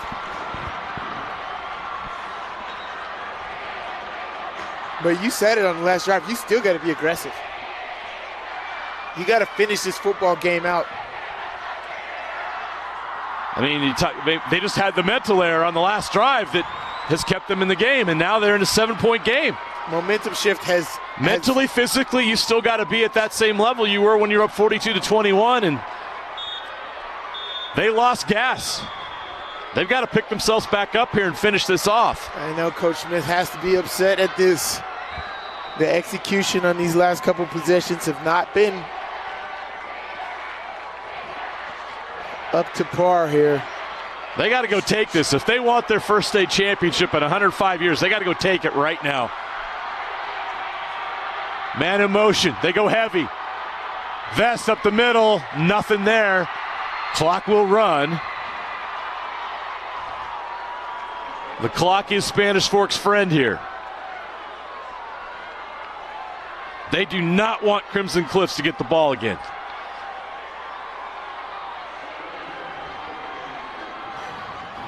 You give this Crimson Cliffs team one more chance. You saw how fast they can score. You give them one more chance, and I think you know what's going to happen. They are feeling it. They got all the momentum. They got all the confidence right now. Spanish Fork has got to keep possession of this football on this drive. They're going to sweep right. That's not going to get it done. And is it going to go out of bounds? No, they're going to keep it in. He did a good job going down. He got his knee down before he went out of bounds. So the clock's going to run. We're under 3 minutes, down to 2:40 and counting. They won't have to slap the ball until at least 2:07. So Vest did a good job going down there, even though he was drug out of bounds. This is hard for me because on second down right there, I would have loaded the box, acted like I was running, and taken a shot on the outside. But that's me, and that's you being aggressive, right? Making sure my guy can beat the one-on-one. Smith will throw it on 3rd and 9. Ooh. No flags. Trying to find Nixon Warren on the outside. It's incomplete. It's 4th down. 2:04 remaining. Crimson Cliffs has one timeout left. You got to punt this football. The clock stopped on the incomplete pass. You did not make them use a timeout. That's unfortunate. Yeah, McKay Smith threw that ball really early. The receiver was nowhere near his break.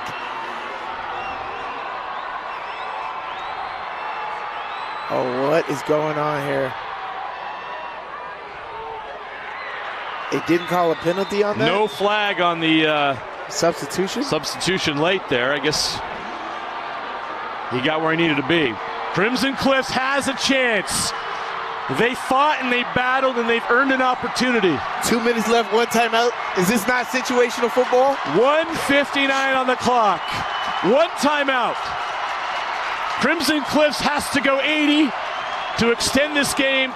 Spanish Fork, a defensive stop, and they are state champions for the first time ever. Here we go. It sounds like Brock Jacobson time. It sounds like McCord Christiansen time. Let's see. This should be a ride. Sherritt. Over the middle, it's caught. Clock rolls. Clock's running. They bring him down at the hash mark on the right. Short of the sticks. Clock will run. 1:45 and counting. Sherritt's got to be smart where he puts the football here. Got to get it closer to the edges. 1:36 at the snap. Sherritt taking a deep shot. Over the top. Incomplete. Ooh. No flags. It'll be 3rd down and 3. That was the good news for Crimson up. Cliff Sly is the clock does stop. That was almost tipped up in an interception. Good thing is this is 2-down territory. You're going to go for it on 4th down no matter what. This is your season. You fought, you got back into it. It's 3rd down and 4. This place is rocking. 3rd and 3. Sherritt. Nice catch for the 1st down. Clock's but the gonna clock stop. runs. It's going to get stopped for the chains, but it's going to go. McCourt Christiansen with the diving catch to Clock's move the already chains. started. Clock's already started. 1st and 10 from the 28. They got a long way to go, and they got to do it in a minute 15. Sherritt. Incomplete. Clock stops. 1:09 left. 2nd and 10.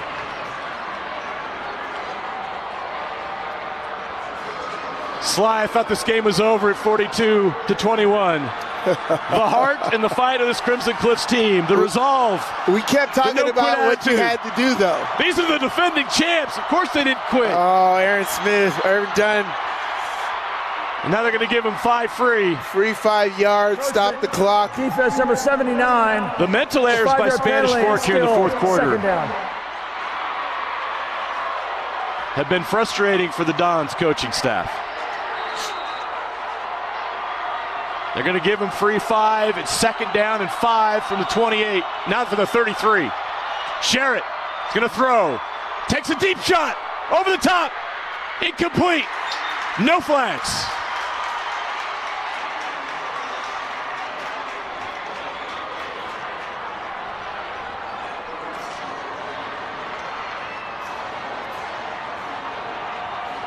Cal Robertson coverage. They were looking for Boston Barrow again. 1:02 on the clock, 3rd and 5. Crimson Cliffs at their own 33. Got to get the 1st down here to extend this drive, whatever you got to do. Sherritt, across the middle, catch is made, but he's tackled quickly. Clock runs. What play was that? That was not what they needed or wanted. Cale Cabreros with the tackle and the stop. It's 3rd and 5. Now it's 4th and 5 from the 35. That had to have been a misunderstanding. What was that? They're trying to get him to jump. You're wasting clock. Under 40 seconds. The clock's running, and they're going to have to use that timeout. Yeah. What play was that on 3rd down? I don't know. You run a line play as if it was a screen. It got back to the line of scrimmage. That's it, but you caught it? Well, we talk about even a college play, Sly, the BYU game where you're 4th and 11. What are you have doing? 3 guys run routes short of the sticks. You're not going to get a 1st down. Here's the thing. Everybody run routes like that. Yeah. Everybody did. That was called from the sideline. Yeah. That's not one guy messing that up. I didn't understand that play at all. Those routes have to be at the sticks, and they were not. They that were 5 didn't make yards sense short. at all. Okay. It's going to be 4th and 3. I do like the timeout. The clock was running. That's all you had. Yeah, they tried to get him to jump off sides. Look, they've shown they can take home run shots. They can win this game. They can tie this game or win it on this drive. But they've shown the ability to get big plays in one shot. Can they do it here? 37 seconds left, 4th and 3. Catch is made. 1st down at midfield. Crimson Cliffs is still alive. They got to take a shot. Take a shot. Take a shot. The take clock a shot will at the end zone. continue to run. Take a shot at the end zone right now. Got to go. Take a shot at the end zone. Clock is running. 1st and 10 from midfield. Sherritt takes a shot deep. Nice, nice, nice, nice. He's got it. That's a catch. It's caught. That's a catch. Malachi Alofapo That's with the guy. catch at the 12. That's the guy. 19 seconds left. Clock rolls. Clock's Crimson rolling. Cliffs has to clock it, and they do. Wow. 15 seconds left. Wow. Oh, my God. It's going to be 1st and 10 from the 12-yard line. They're going to get at least 2 shots at the end zone here. How about these storylines here? Take a shot, beautiful throw. I just got done saying they can do this all the time. And beautiful throw. Who else would do it? Malachi Alofupo, playing hurt, makes a great play. Here we go.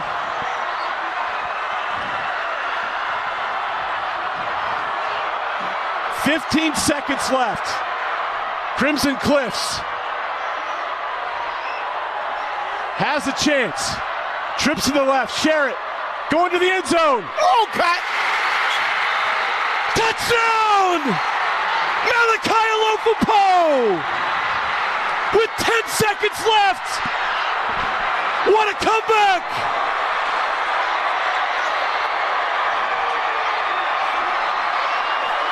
This is why you love it. This is why you love it. Do you kick the extra point and go to overtime, or do you go for 2? You were down by 21 points just 4 minutes ago.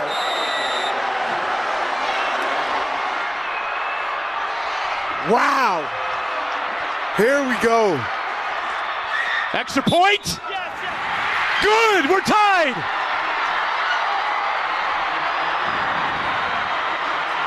They have come all the way back from 21 down to tie it with 10 seconds to go. Insane. Unbelievable.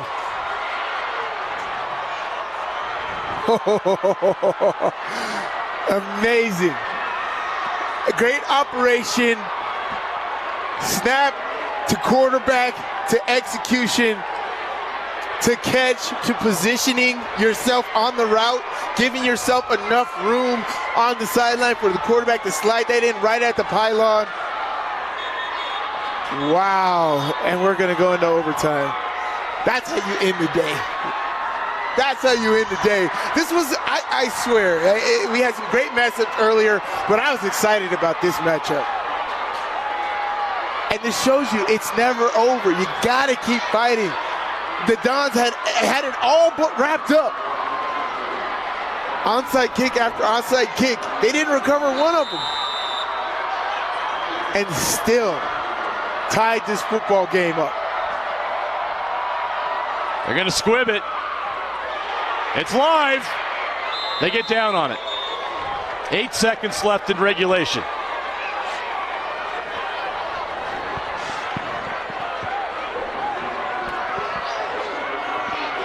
Spanish Fork, will they take the one play and try to make something happen, or will they go to overtime? It's a lot of points in this game. 84 points on the board right now. I think you got to go, right? Just do some go routes. They run a nice hook and ladder play I've seen many times. They got 2 timeouts. Why not at least give yourself a chance for a Hail Mary at the at midfield? I don't know. Got to try to do something, I would think. Here's the thing. But there's risk with that as well, Sly. I run a really tight, quick seam route to the 50, right? Get that to Brock Jacobson right at the 50. Coach Smith is all over the ref, call timeout, get one shot for Hail Mary. Smith throws. Jacobson following blockers. Goes down. Timeout, they call timeout. They got a timeout. Yes.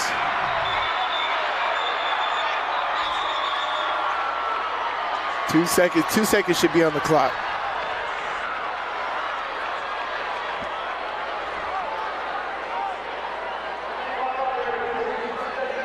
Seconds, and we have a timeout. Spanish Fork. 2 seconds. Hey, that 5A game, you threw a Hail Mary. They caught it on the 3. He was 3 yards short. All right, here. So this is my strategy. Me and Scott Mitchell, we actually go every game. We talk about, like, how would you do your Hail Marys? This is what I did. It's very hard to catch it. As you said, like, even watching the Commanders versus the Bears earlier this season, you almost needed a tip pass to catch it, right? So here, that's exactly what I do. Almost the way that Roy was trying to execute theirs earlier. I have somebody. I pin everybody up right here. Crimson Cliffs is going to bottle up everybody in that same area. and you have somebody run right in front, you tip it right to them, and they get that. The problem is it can't be Brock Jacobson. He's going to have 3, 6, 8 pair of eyes on him during this play here. All right, so they're going to take a shot. 2 seconds left. Smith is going to throw it to the screen short. Vest running. Vest still alive. Vest was taken down at the 32-yard line. We will have overtime. The season is not over yet.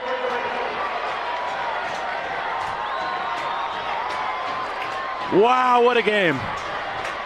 What a game, what a game. And it's not over.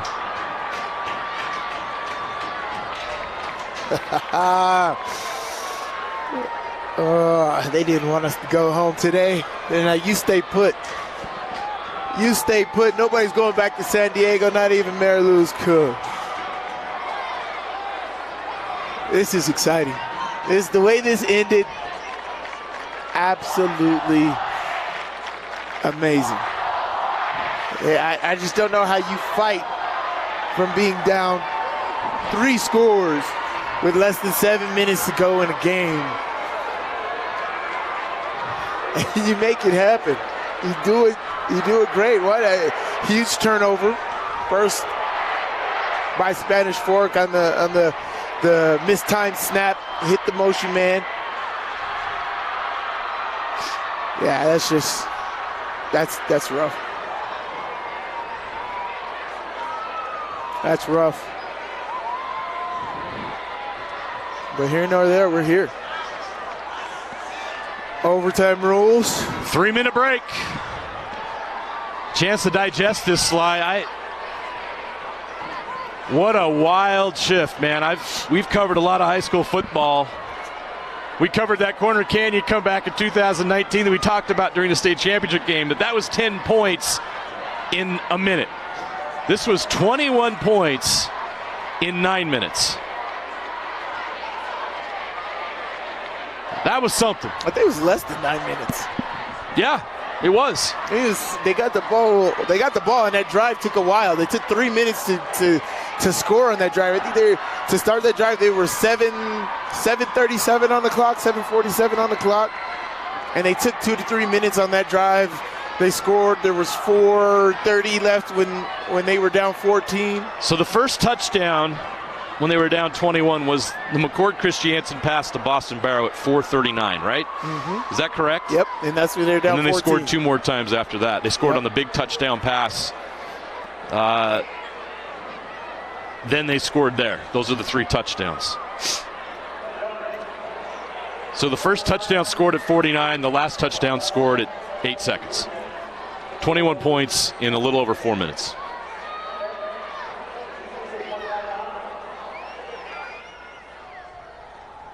Coin toss winner gets to choose the ball, defense, or into the field. Same coin. Tails, heads. Spanish Fork still the visitors. Your call is? Heads. He called heads. It's tails. Crimson Cliff shows defense. Yep. Which end of the field do you want to play at? Go towards Play the big south board. end. Gentlemen, good luck. There you go. Crimson Cliffs won the toss. They decide to play defense. Spanish Fork will be on offense first. There's a lot of discussion in football circles about the philosophy on that. Yeah. I think the best is starting on defense so you know what you have to do instead of, because like here, you could get a big defensive stop and force them to kick a field goal, right? And so on defense, you're like, shoot, if I get a touchdown, it's over. Right, as far as you start on defense, you'll make sure you know what you have to do when you get on offense. So I think that's the best strategy here.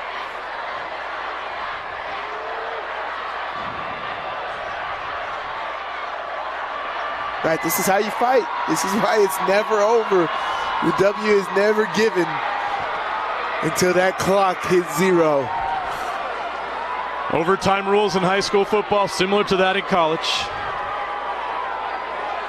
Both teams will have a possession here.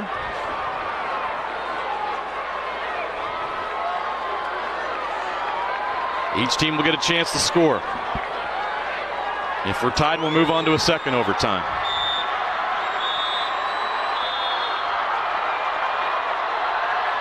You want more football? You got more football. Here we go. Spanish Fork will get the shot first on offense. McKay Smith at quarterback. 1st and 10 from the 25. You got the numbers. Run that ball to the left. Crimson Cliff showing pressure. They're going to go to Vest. Fighting, bouncing outside, inside the 20, down to the 18. They're going to mark him officially at the 19. That's a good first down run. Hey, Caden Vest got you here with 2,500 plus yards. He's got 4 touchdowns in this game.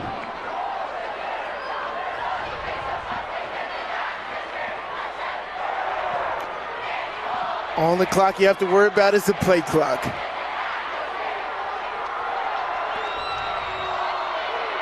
Second down and 4.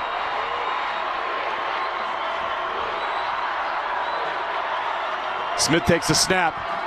He's going to carry it. McKay Smith, first down. It's great. Give yourself another opportunity to get another set of downs here because you didn't pass the 10. Great read by Smith. I don't know if it was an option or not, but that was a great read. He keeps. They all went with Vest, and you can understand why. Oh, yeah, of course.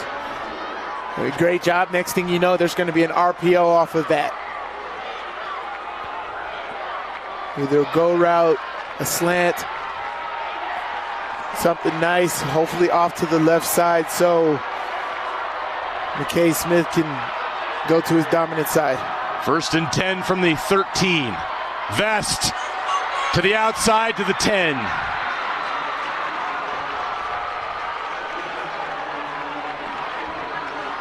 It'll be 2nd and 7 from the 10-yard line. And we've got an injury on the play. Spanish Fork lineman is hurt.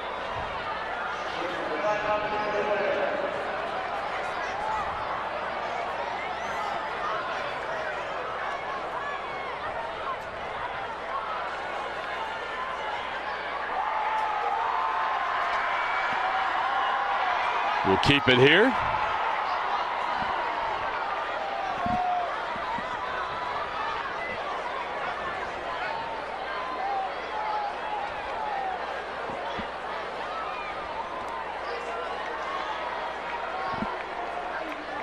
They got him up.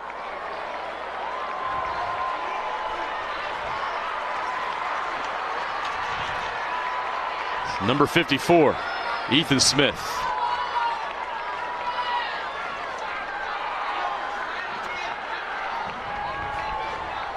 Hopefully get back into the game.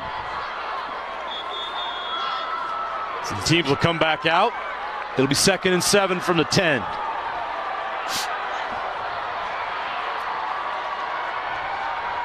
You keep running Caden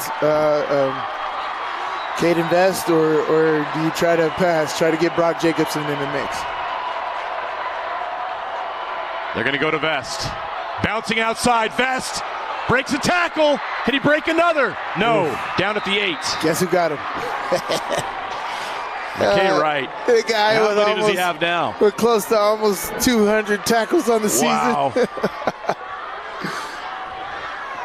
Look at Vest him get was off one the away blocks from getting here. to the end zone, and here comes McKay Wright to take him out. That guy is just a hunter. Yep. A hunter. Look at him from middle linebacker position. Get off 2 blocks, chase down, never stops. Yeah, if he doesn't make that there, that's a first down at the very least for Spanish Fork. 3rd down and 5 from the 8. Smith is going to throw it. Looking. Now he's going to step up in the pocket. He's at the sticks. He's got a first down. Crimson Cliffs thought they had a fumble. He was blown dead. Great decision there. Great footwork by Smith, keeping his eyes downfield, and then he runs for it and he gets it. Let's see here. Did that come out before he went down? Track down from the backside. I don't think so. Yeah, he was down, and I think McKay Wright rolled over it and got the ball there. Okay, 1st and goal from the 2. They go heavy again. Vest pounds it inside into the end zone for the touchdown. So the Dons get the 6. Now they need the extra point. Still got to make this. You got to have the extra points in overtime. Still have to make this. Vest with his 5th touchdown of the night. Is that 32 touchdowns on here? Yes, 32 touchdowns on the season.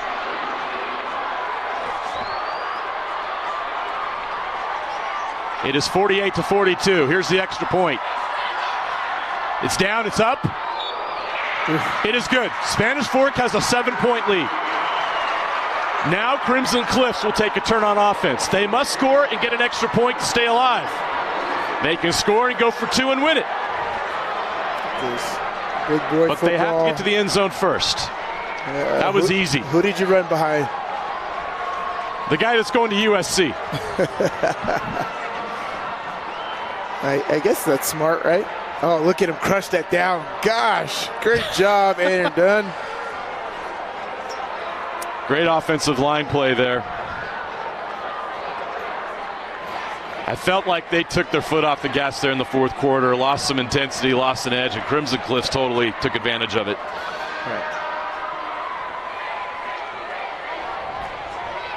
Well, this is but interesting. Here's the chance. This is why you choose defense on the second side, right? You know exactly what you have to work with here. And here's the thing: this is all Spanish Fork needs to do. Big time stop. This is for the state final. This is for history. All they need is a stop, and they're state champions. All you need is a stop.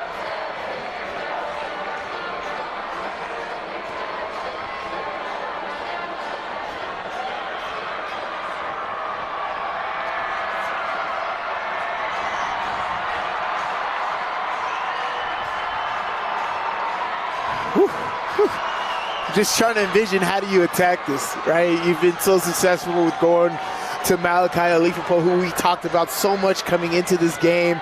And, you know, him and Chris Jansen were kind of bottled up to start this football game, right? You didn't hear much from them at all until that 4th quarter. They both took over in that football game. And so what do you do here? You got 25 yards to the touchdown. How do you go about this? Do I take a shot at the end zone up top, knowing that I have an elite receiver to go up and get the ball, right? But you got Brock Jacobson over you.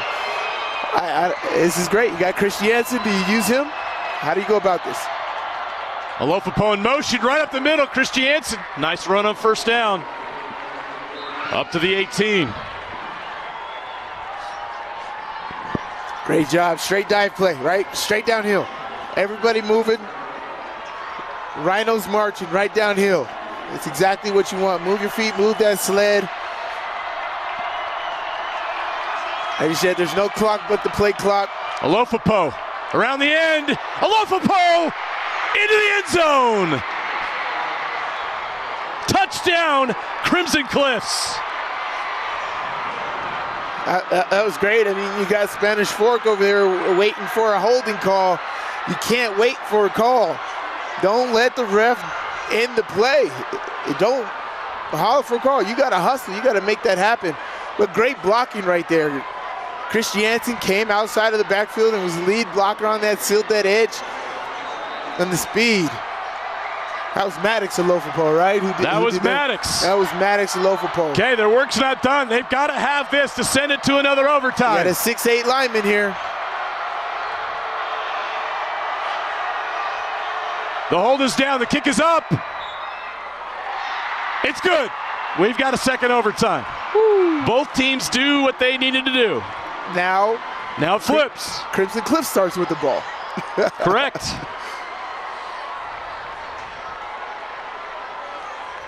So they set that up with the motion before, and yeah, you're not going to get that. You got to keep running. Yep. You got to go. Don't let the ref decide it here. Don't look to the ref to decide it here.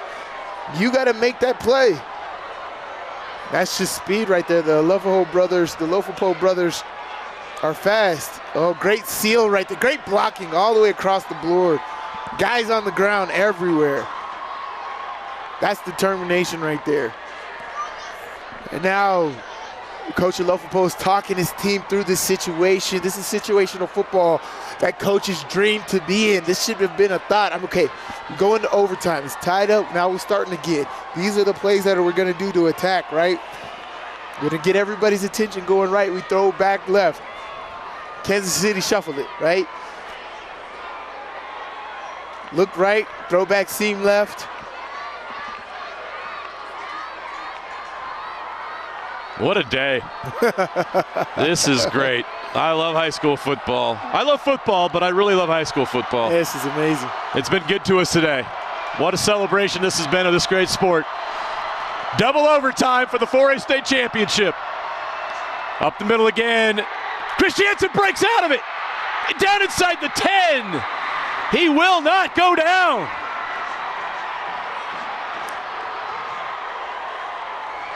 That young man wants a second state title. Oh, here, look at him go tempo here. You don't even have to go tempo. They're going tempo.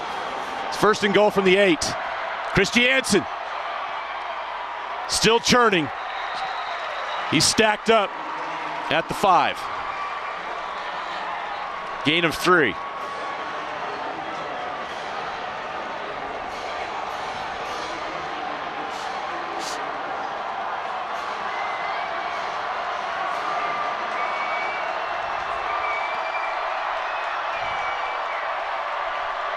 Sherritt throwing. Caught. Touchdown, Crimson Cliffs. Jackson Holt, what a game he's had. Right. This is the domination we expected from Crimson Cliffs from the jump. They've woke up here.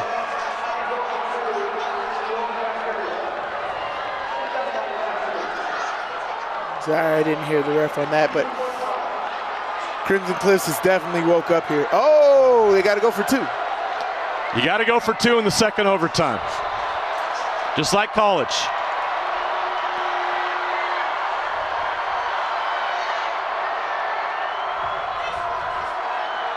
They're going to take a timeout and talk this over. Smart, smart, smart. Don't rush it.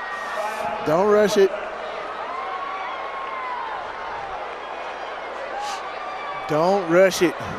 Incredible. This has been terrific.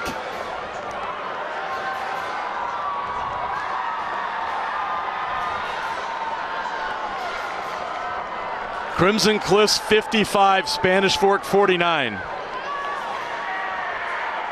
It was 42-21 with 5 minutes left in the fourth quarter. How did we get to 55-49 in double overtime? What a game. Over 100 points. What? This is how you end the football season. We scheduled what this did we do 2 years ago, Sly? What did we do 2 years ago? Remember Lehigh Timfew? Oh, shoot, that's right. That was a heck of a way to end the season. Double overtime there. Oh, my God. Big moment here. 2-point conversion. Spanish Fork needs a stop.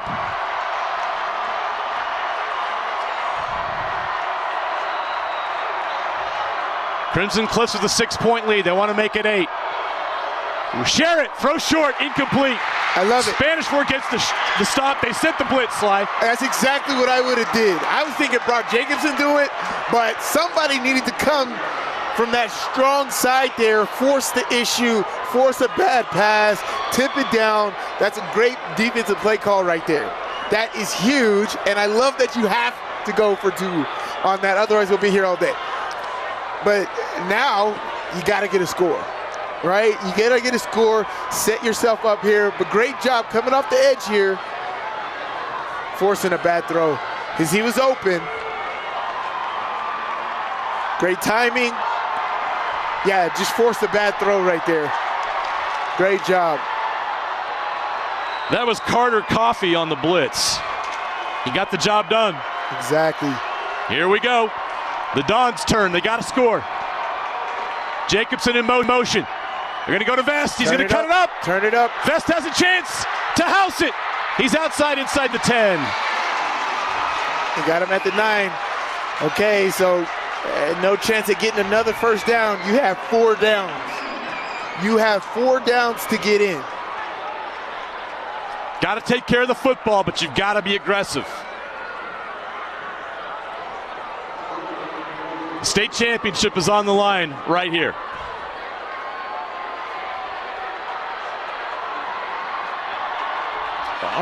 Crimson Cliffs has a lot of guys in the box. Smith takes the snap, hands it off, Vest up the middle. No chance. They had loaded the box. There's nowhere to run. It'll be second down. No gain.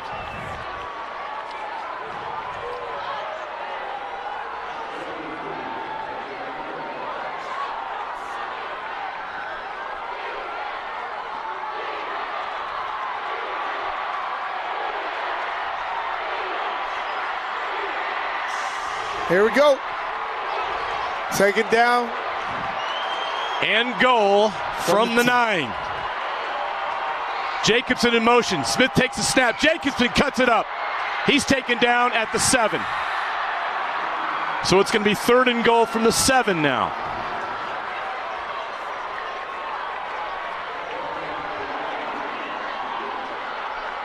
Spanish Fork has 2 tries to get it in the end zone. Is that McKay Wright that got shaken up? No. Oh, this is drama here.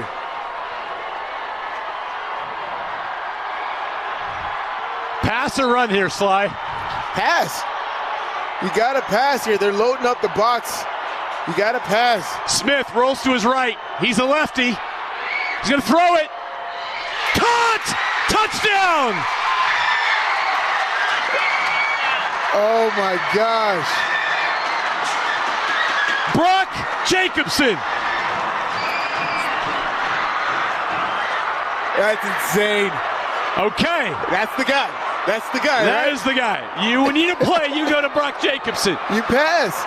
So here's the chance to win the game for Spanish Fork. I'm a big fan of the sprint out. You get everything moving, you force the issue, there's a myriad of things that you can do. What you do eliminate is your chance to go back to the other side of the field, but you're forcing the issue. You get momentum, you get a lot of things going. If you run the right routes, you can create a lot of openings. They're going to call timeout.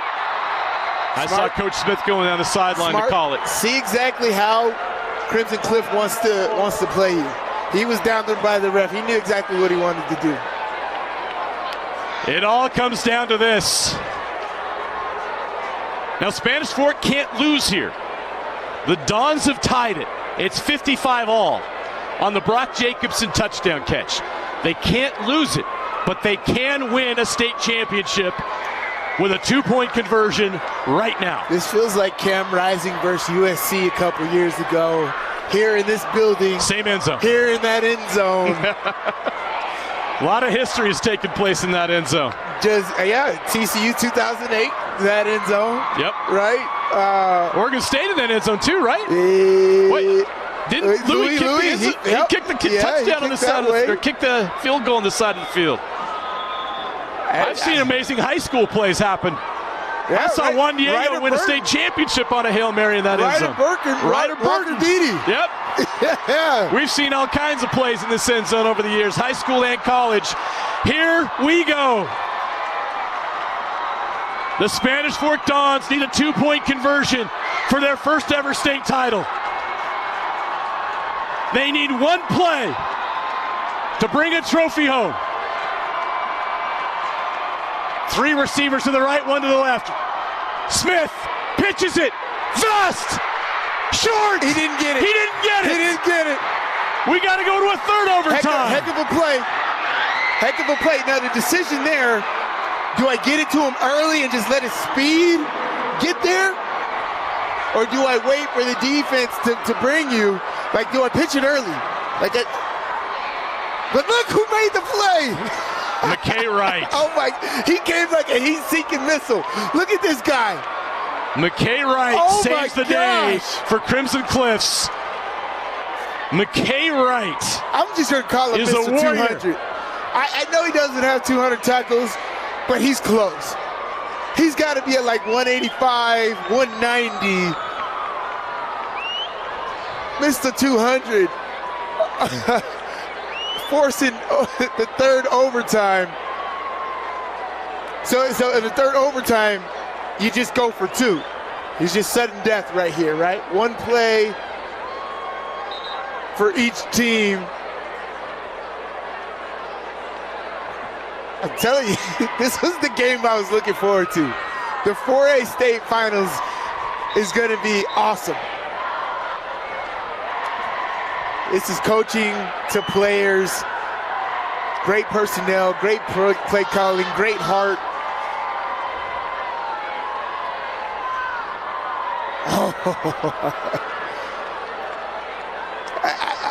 As a coach, I would have been like, whoever's the end, you need to get 34. I don't care about anybody else. Get 34. We got to knock him off the ball. McKay Wright is an absolute beast. And this year, he put it on full display. Absolutely awesome. Watch this kid work. He is a senior this year. He should be up for Player of the Year. I'm telling you, this guy can play in 4A, 5A, 6A. I don't know what his college aspiration is, but that's definitely a guy I would follow. I love the way he plays that linebacker position. Absolutely terrific. This is going to be an amazing end to this football game. Okay, just like college, it's third overtime. We're down to 2-point conversion. Spanish Fork will go first. Sudden death. If they don't get it, Crimson Cliffs will have a chance. They spread them out. McKay Smith will take the snap. He's going to go to Vest. He's stacked up. He didn't get it. No chance. They loaded the box. They knew it was coming. No chance. Wait a second. That cannot be the play that they ran. And that's it? That's it. Crimson Cliffs will have a chance to win. That's the play? No way. You didn't run the 2-point conversion that Utah ran last week to Spencer Fano or nothing like that?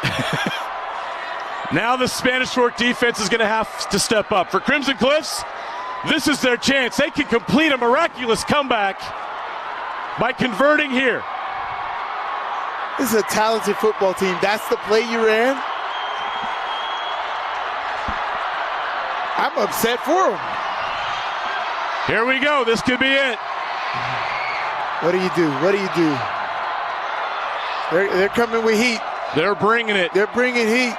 They're coming off that right side of the offensive line.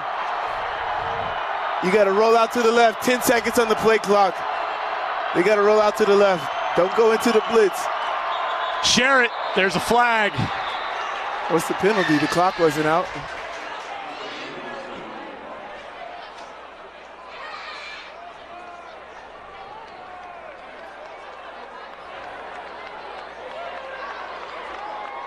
$12 players on defense. Stop. To the goal. Oh my gosh. Retry. That's what happened? They did run from the sideline late. They're going to run the same blitz. So now it's from the 1.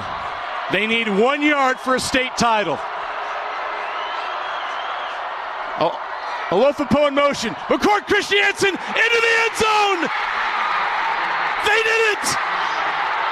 From 21 down, the Crimson Cliffs Mustangs repeat as state champions.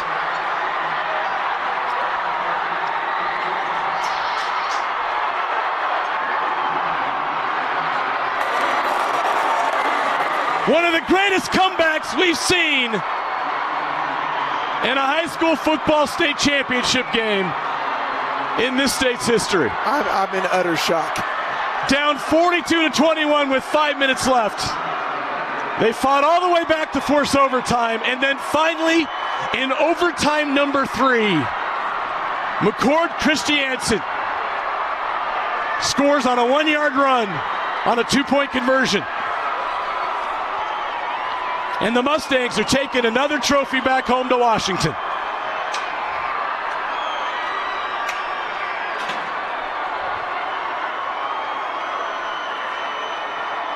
That's all heart. That's the love of the game. I can't think of a better ending than this. Unfortunately for Spanish Fork, it had to end like this, but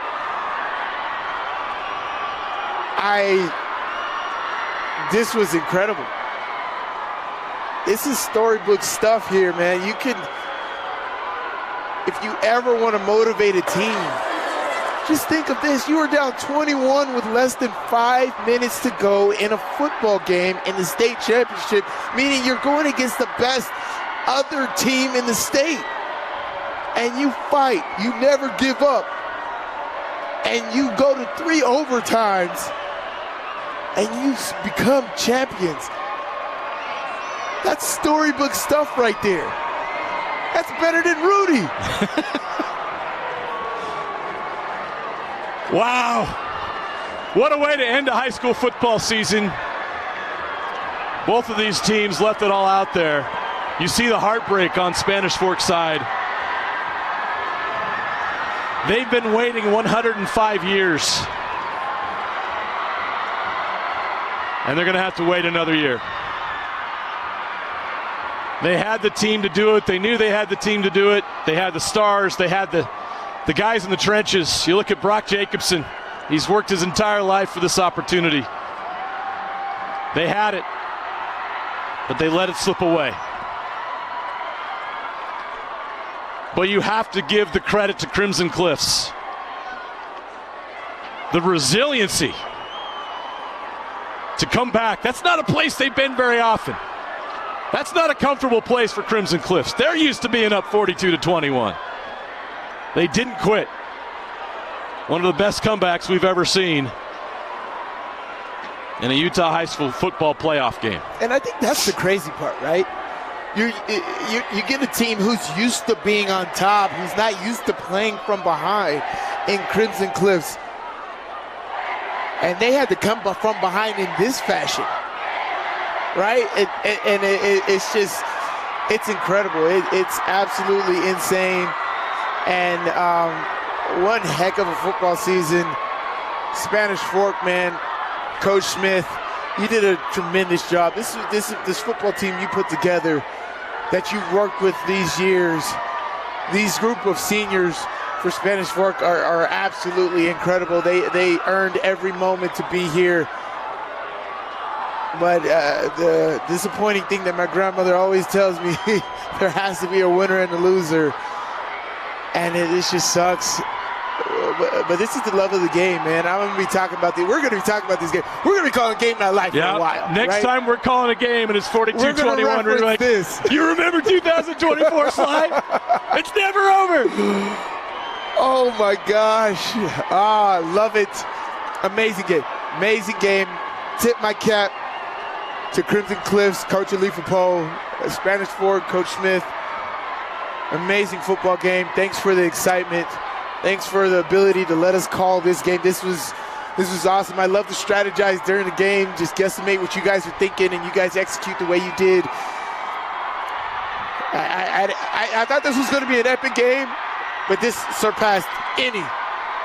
I thought it'd be like this. I didn't think the circumstances would be like this, but this is what we expected. 3 overtimes? I thought this was going to be wild. I thought both of these teams were just going to come out here and give us a game to remember, and that's exactly what they did. McKay Smith. Absolutely incredible. He left it out there today. He did. What a great season he had. It's going to hurt for a long time. It's going to hurt. They could taste it.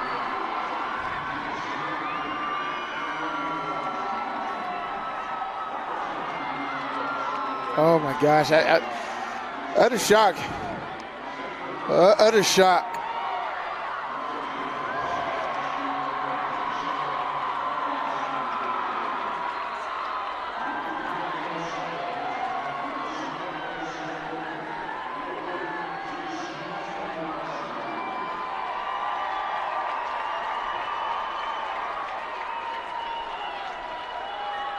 Mariluz is down in the scrum trying to get us some post-game reaction. We'll get to a player as soon as we possibly can. I know she's a big football fan. This has to be exciting for her to be a part of this incredibleness. The only thing that's missing is 54,000 fans in the seats to rock the emotion of this triple overtime game too.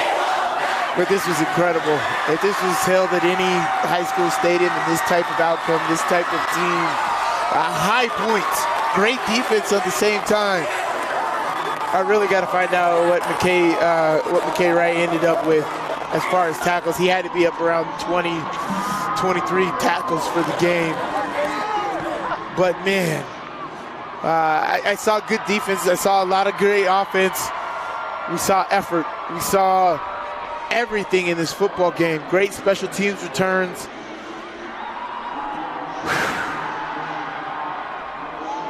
Man, this has been a very, very special game today. It's been a long day for us.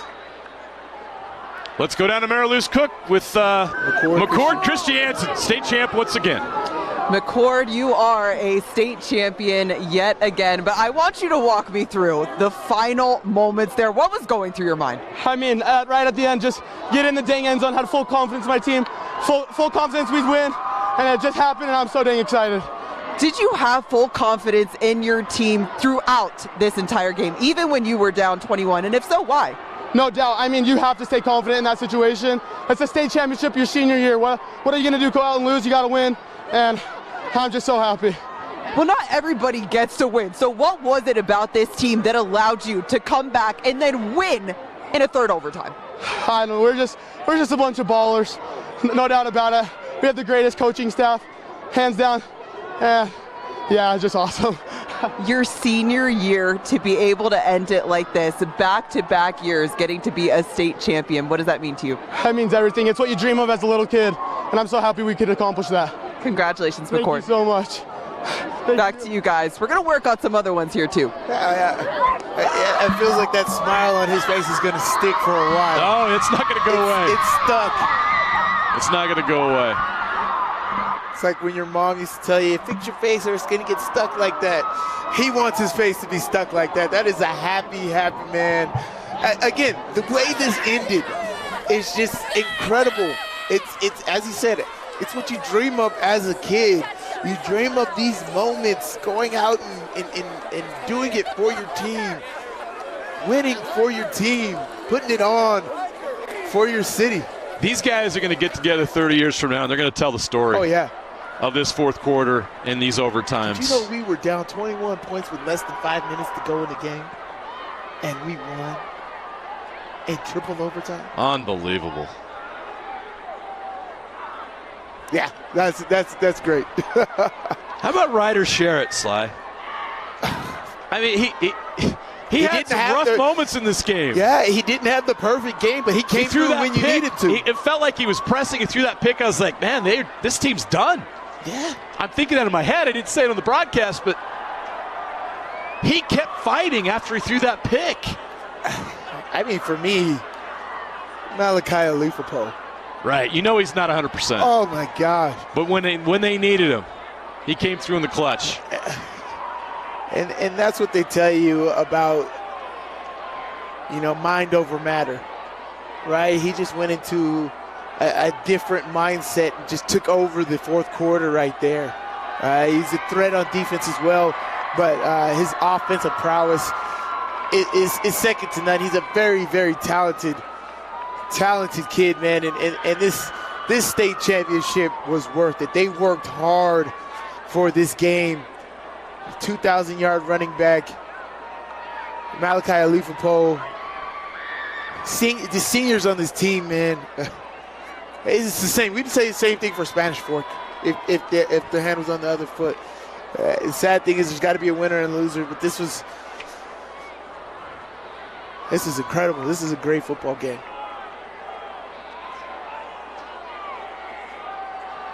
Mary Lou said she's going to effort a couple more quick sound bites here before we send it down to the KSL Sports Rewind guys. Trying to get reaction from this miraculous comeback and state championship victory for the Crimson Cliffs Mustangs. Back-to-back 4A state championships.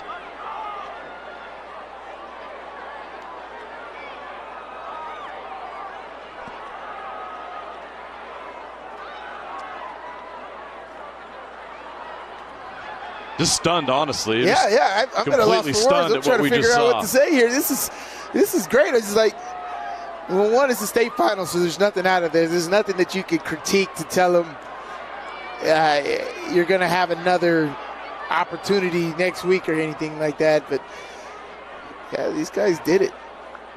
These guys did it, man. They did it in great fashion. We know they are. They were state champions last year. They had to fight to get it back. They got a target on their back all year. They just came out and got it done. Incredible. Incredible football game. Let's go down to Mary Lou's Cook, who's standing by with McKay Wright. The man. You were the guy that was really able to force the third overtime there. What was going through your mind in those final moments? You know, I'm just happy to make the play when we needed it. And, you know, the defense, we kind of struggled for a little bit, but we were able to pull it out. The offense played great. And when you got an offense like we had tonight, it's hard to lose games. And so I'm glad I was able to do my part. It is pretty amazing to think about what your team was able to do tonight, to be down by 21 points and then win it all in and your third overtime. It's pretty nuts. What are the qualities that you think set this team apart and allowed them to find success tonight? Gosh, you know, there's just a different kind of love that's with these guys. It's just a brotherhood, and the reason we got the brotherhood is because of Coach Wayne. He's the best person I've ever met. He's the greatest leader. You know, in my opinion, he's the greatest coach in Utah.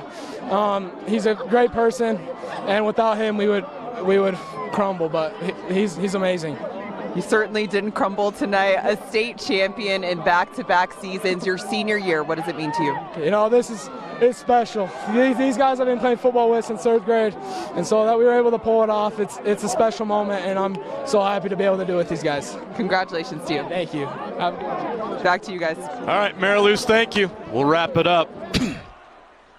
What a way to finish the season. That's incredible, right? Yeah, just listen to these kids, right? What do they say about their head coaches? We heard it from Corner Canyon talking about Coach Kerr. We just heard about Wayne and Leaf in this. Standing by with Ryder Sherritt, the quarterback for Crimson Cliffs, who led this comeback. Ryder, we were just hearing your praises being sung, the offense's praises being sung. What did it take to come away with the win tonight? It took a lot of grit. Coach Stokes, Coach Wayne, they teach us. We don't give up at Crimson. We were never out of this game, no matter how far behind. We got a good defense. We're back with a good offense as well. We're never out of a game. We just have to keep our head down, keep work, do the little things right. It definitely isn't easy to play from behind. How do you stay in a game when you are down by 21? It's a mentality. I mean, I never once thought we were out of the game. I knew that Coach Stokes' offensive plan and Coach Wayne on defense, he was going to get us enough stops that if we just kept scoring on offense, we were going to come out on top. Ryder, you're a state champion back-to-back seasons. What does that mean to you? It means so much. Me and all my brothers have been working so hard all the way since the day after last season. We've been lifting in the weight room. We've been throwing routes, and defensive boys have been working on their zones, and now we're here. It's awesome. You mentioned that word brothers, and that seems to be the theme that's coming up, brotherhood for you guys. How do you describe what it was like to be a part of this team? Absolutely unbelievable. I love every second of it. I've lived all 4 years here at Crimson. That's unbelievable. Congratulations. I'm sure a wonderful way to end your senior year. Absolutely. Thank you so much. Congratulations to you. Thank you. Back to you guys. All right, Mary Lou's, thanks so much. It's great to have you here for the semifinals and the finals with us. Quick shout out before we wrap things up. I want to give a big shout out to our Game Night Live crew. We did 24 games this year, Sly. Amazing crew. They did everything they could everything we could possibly do to make these broadcasts great, and I wouldn't do it with anybody else but the crew we have here. Yeah. Love you guys, man. You guys are the best. Sly, it's been a blast. We did 24 games this year again. What a pleasure it's been. And I want to give a shout out to the KSL Sports Rewind guys waiting. Dane Stewart, Moose Bingham. They've been awesome. And Jeff down there as well. They've been awesome all season long, doing their best. And we got to say a shout out to Dusty Litzer, I'm sure is watching right now. Love you, Dusty. Dusty couldn't be here this year. We've missed Dusty terribly. He continues to fight glioblastoma. Dusty, keep up the fight. We're thinking of you. Love you, brother. Now we'll send it down to Jeff Hansen, Moose Bingham, and Dane Stewart. One last time, the KSL Sports Rewind crew breaks down what we just saw. Thanks, guys.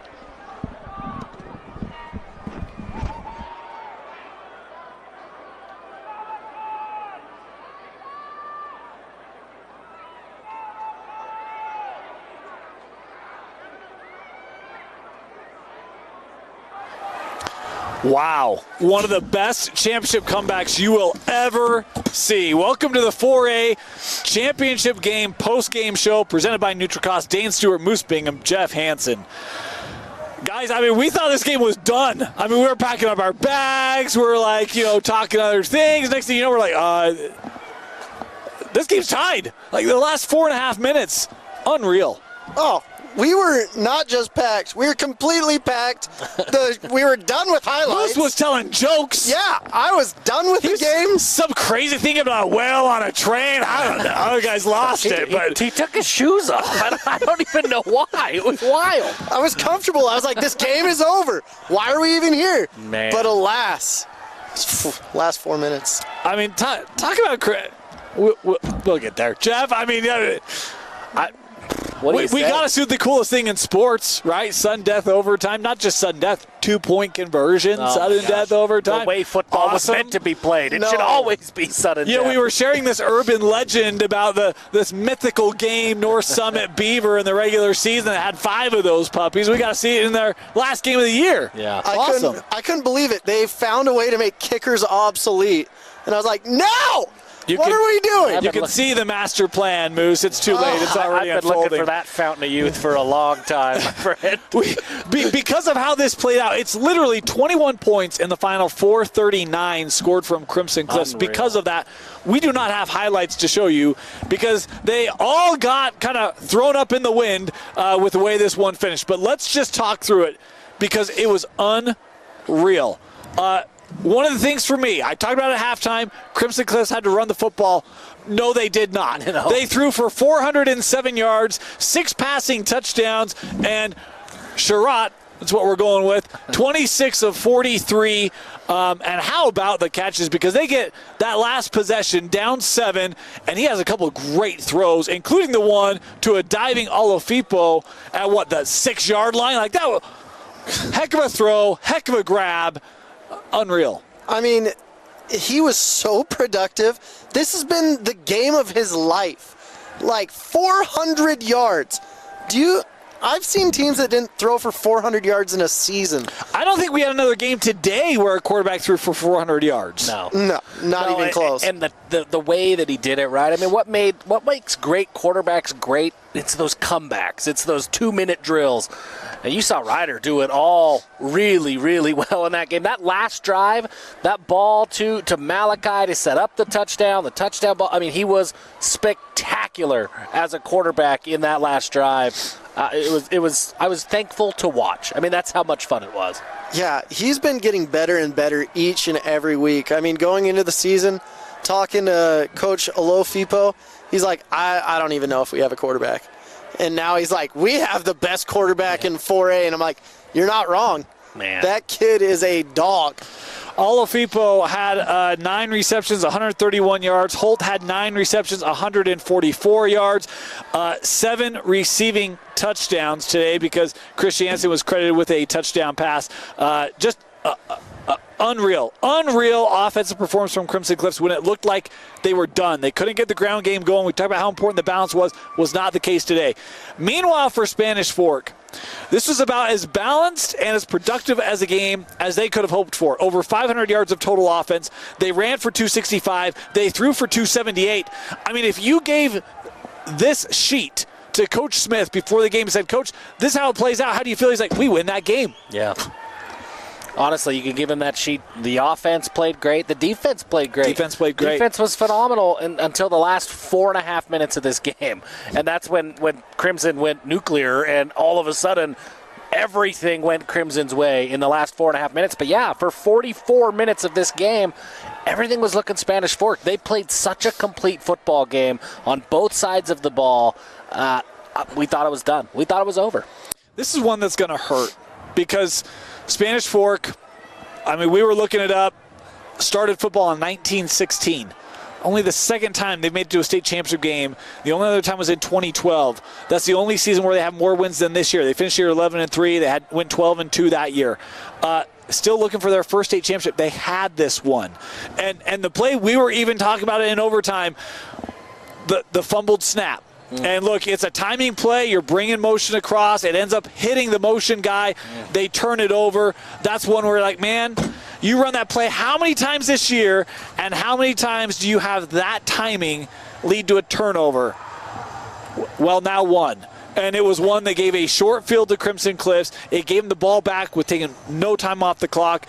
Such a huge play. And, man, your heart just goes out to a bunch that was so big for this group and helping them get to a place they'd only been once before, right on the cusp, and just saw it slip through their fingertips. Smith had a big day, 22 of 27, 278 yards, 3 passing touchdowns. How about Caden Vest? Oh, my God. I mean, what a ball game for him. 34 carries, 197 yards, 5 touchdowns for Caden Vest. I should have looked and see where he fits in the standings. He's top 5. I mean, top 5 season ever. He might be as high as 3. The way that this game played out, phenomenal effort today from this senior bunch. He could barely stand up. I mean, he plays defense too. We talked about that all game long. He does both sides of the ball for Spanish Fork.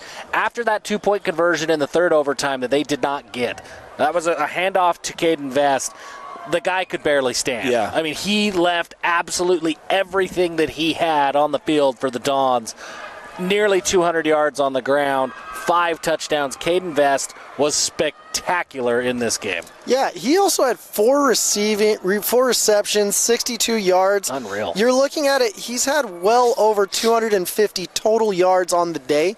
That's redonkulous. Yeah. I believe if just this is working well, which all of these guys here will say it's not, I believe this will be the 3rd highest single-season rushing yard mark for Caden Vest in this season, behind only Jalen Warren, Josh Davis. That's the kind of year that he just put together with a 3,000-yard passer. Look, he left it all out on the field.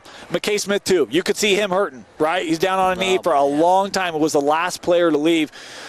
You could tell how much this meant to them. Had it, couldn't get there. But look, credit Crimson, because when they had to make plays, it wasn't going well. It didn't look good, and they found something. I don't know what it was. They found something to spark them, and that team looked like a completely different team the last 4 minutes in overtime. That's the understatement of the century. That was a different team than that had played the first 3 quarters. It was just like they finally figured out, they're like, oh, we're a good team. And they were great from the 2-point conversions. Everything they did was magical, and it was just fun to watch. The way that everything, I mean, they got the bounces with the fumble. They made the big plays. The way that last 4.5 minutes went for Crimson, they could have beat the Packers. I mean, this was unreal football for 4.5 minutes. The best 4.5 minutes I've seen from anybody this year. They're turning off the lights on us again, guys. I hate it when they do this. We're fine. Let us stay. Tell you what. We don't want football to end. No. We'll go home when we're ready. We'll go home when we're ready. We're not ready. Let's talk defensively. Because talking about Wright, what a big half he had. 18 tackles today from McKay Wright, and one that saved this ball game. Yeah.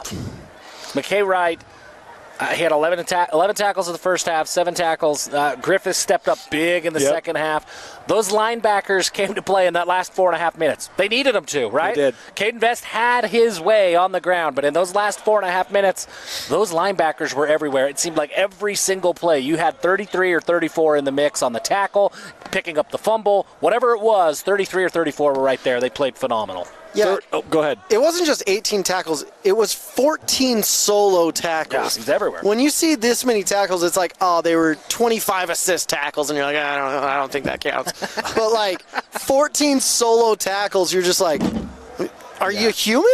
What's going on here? By the way, Griffiths finished with 10. Albee finished with 10. That's the linebacking core. So everywhere. Every linebacker, double-figure tackles in this state championship game. They showed up when they needed them to. An instant classic. Again, your heart goes out to Spanish Fork. That close.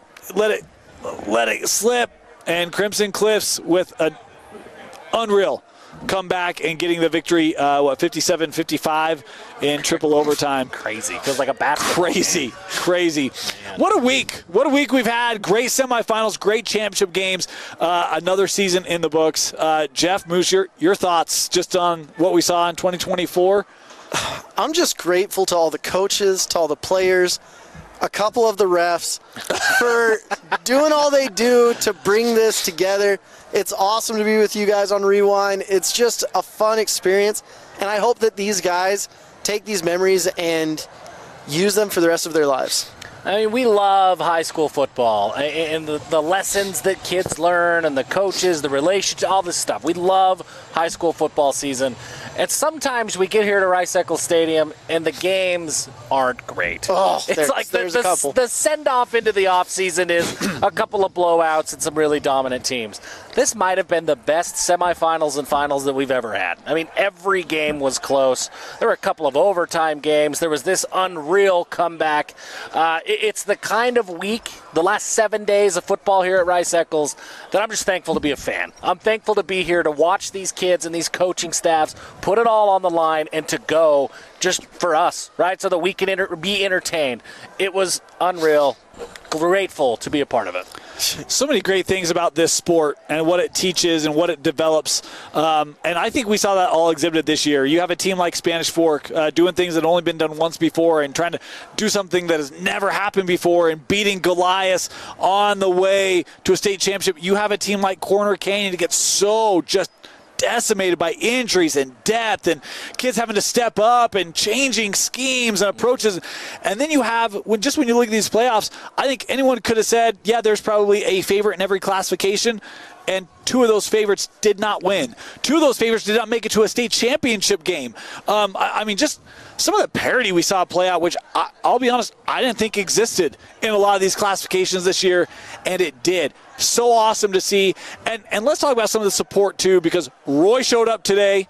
Corner Canyon showed up today. Lone Peak showed up today. Spanish Fork showed up today. We had such great crowds all day long. Awesome job by the communities supporting these young men, these coaching staffs. The players put so much time and effort and energy into it, and makes it so fun when you get here and you have those kind of environments to play in, to be a part of. It was a great day, great week, and a great day here at Rice-Eccles. I don't think there wasn't a 1 seed that won here in the upper class. They were the one. They were the one. That's the only one. And that's my argument, right? I think 6A was probably the one where you could have picked multiple, right? But they were the 1 seed. Yeah. They were the only one to get to a championship game and the only one to win it, obviously. Right. Yeah. Crazy. In the immortal words of Gladiator, I was sitting here with my thumb like this going into the championship games. And it went like this because I was entertained. Yeah. This whole entire series was just so much fun. I didn't know who was going to win. I started the day by flipping a pie to try to figure out who would win. I was right. How many days do you have where you start off flipping a pie? Is that just a football thing, or is that like a Thursday thing for you? You know what? I've put on some pounds, and it's mainly from flipping pies in the morning. Let's be honest. It's all muscle, Moose. We know. Thank you. Thank you. We want to thank you for joining. It's been a great year. Thanks for being there with us all along, our shows, our streams, and yeah. Been fun. It's been fun. The best, worst day. Dusty, we sure missed him this year by our side. We love him. He's fighting. And that was what he said. Every year that I have been here with Dusty, This is the best, worst day of the year. And now it's over, and we start the countdown for next year. Best, worst day. Just like hockey tryouts once again. That's right. 365 days till hockey tryouts. Our colleague, our friend, he is fighting, continuing to fight, and continue to express our best wishes to him. He wishes he could be here. We've been in contact with him for the last 2 weeks, and we missed him this week. We know you all missed him this week. I know he's watching this. Dusty, we all love you. This whole community loves you. So many people reaching out to us while we were here at the site, over social media as well. Can't wait to have him back. But we do want to thank you for joining us, and we'll get that chair filled. We'll get that chair filled here again. Thank you so much. What a great day of championships. Corner Canyon, Bountiful, and, of course, Crimson Cliffs, your state champions declare as the 2024 season comes to an end. For all of us here at KSL Sports and KSL Sports Rewind, thanks for joining us on the journey. And don't go too far. We got basketball coverage coming up next on KSL Sports Rewind. That starts, well, it's already started. But you can catch those streams and coverage every week on KSL Sports. For everyone here, thanks for joining us. Again, this will wrap up our NutriCost 4A state championship recap. And great year. Congratulations to our state champions. We'll see you in basketball. Thanks for joining us. Have a great night, everyone.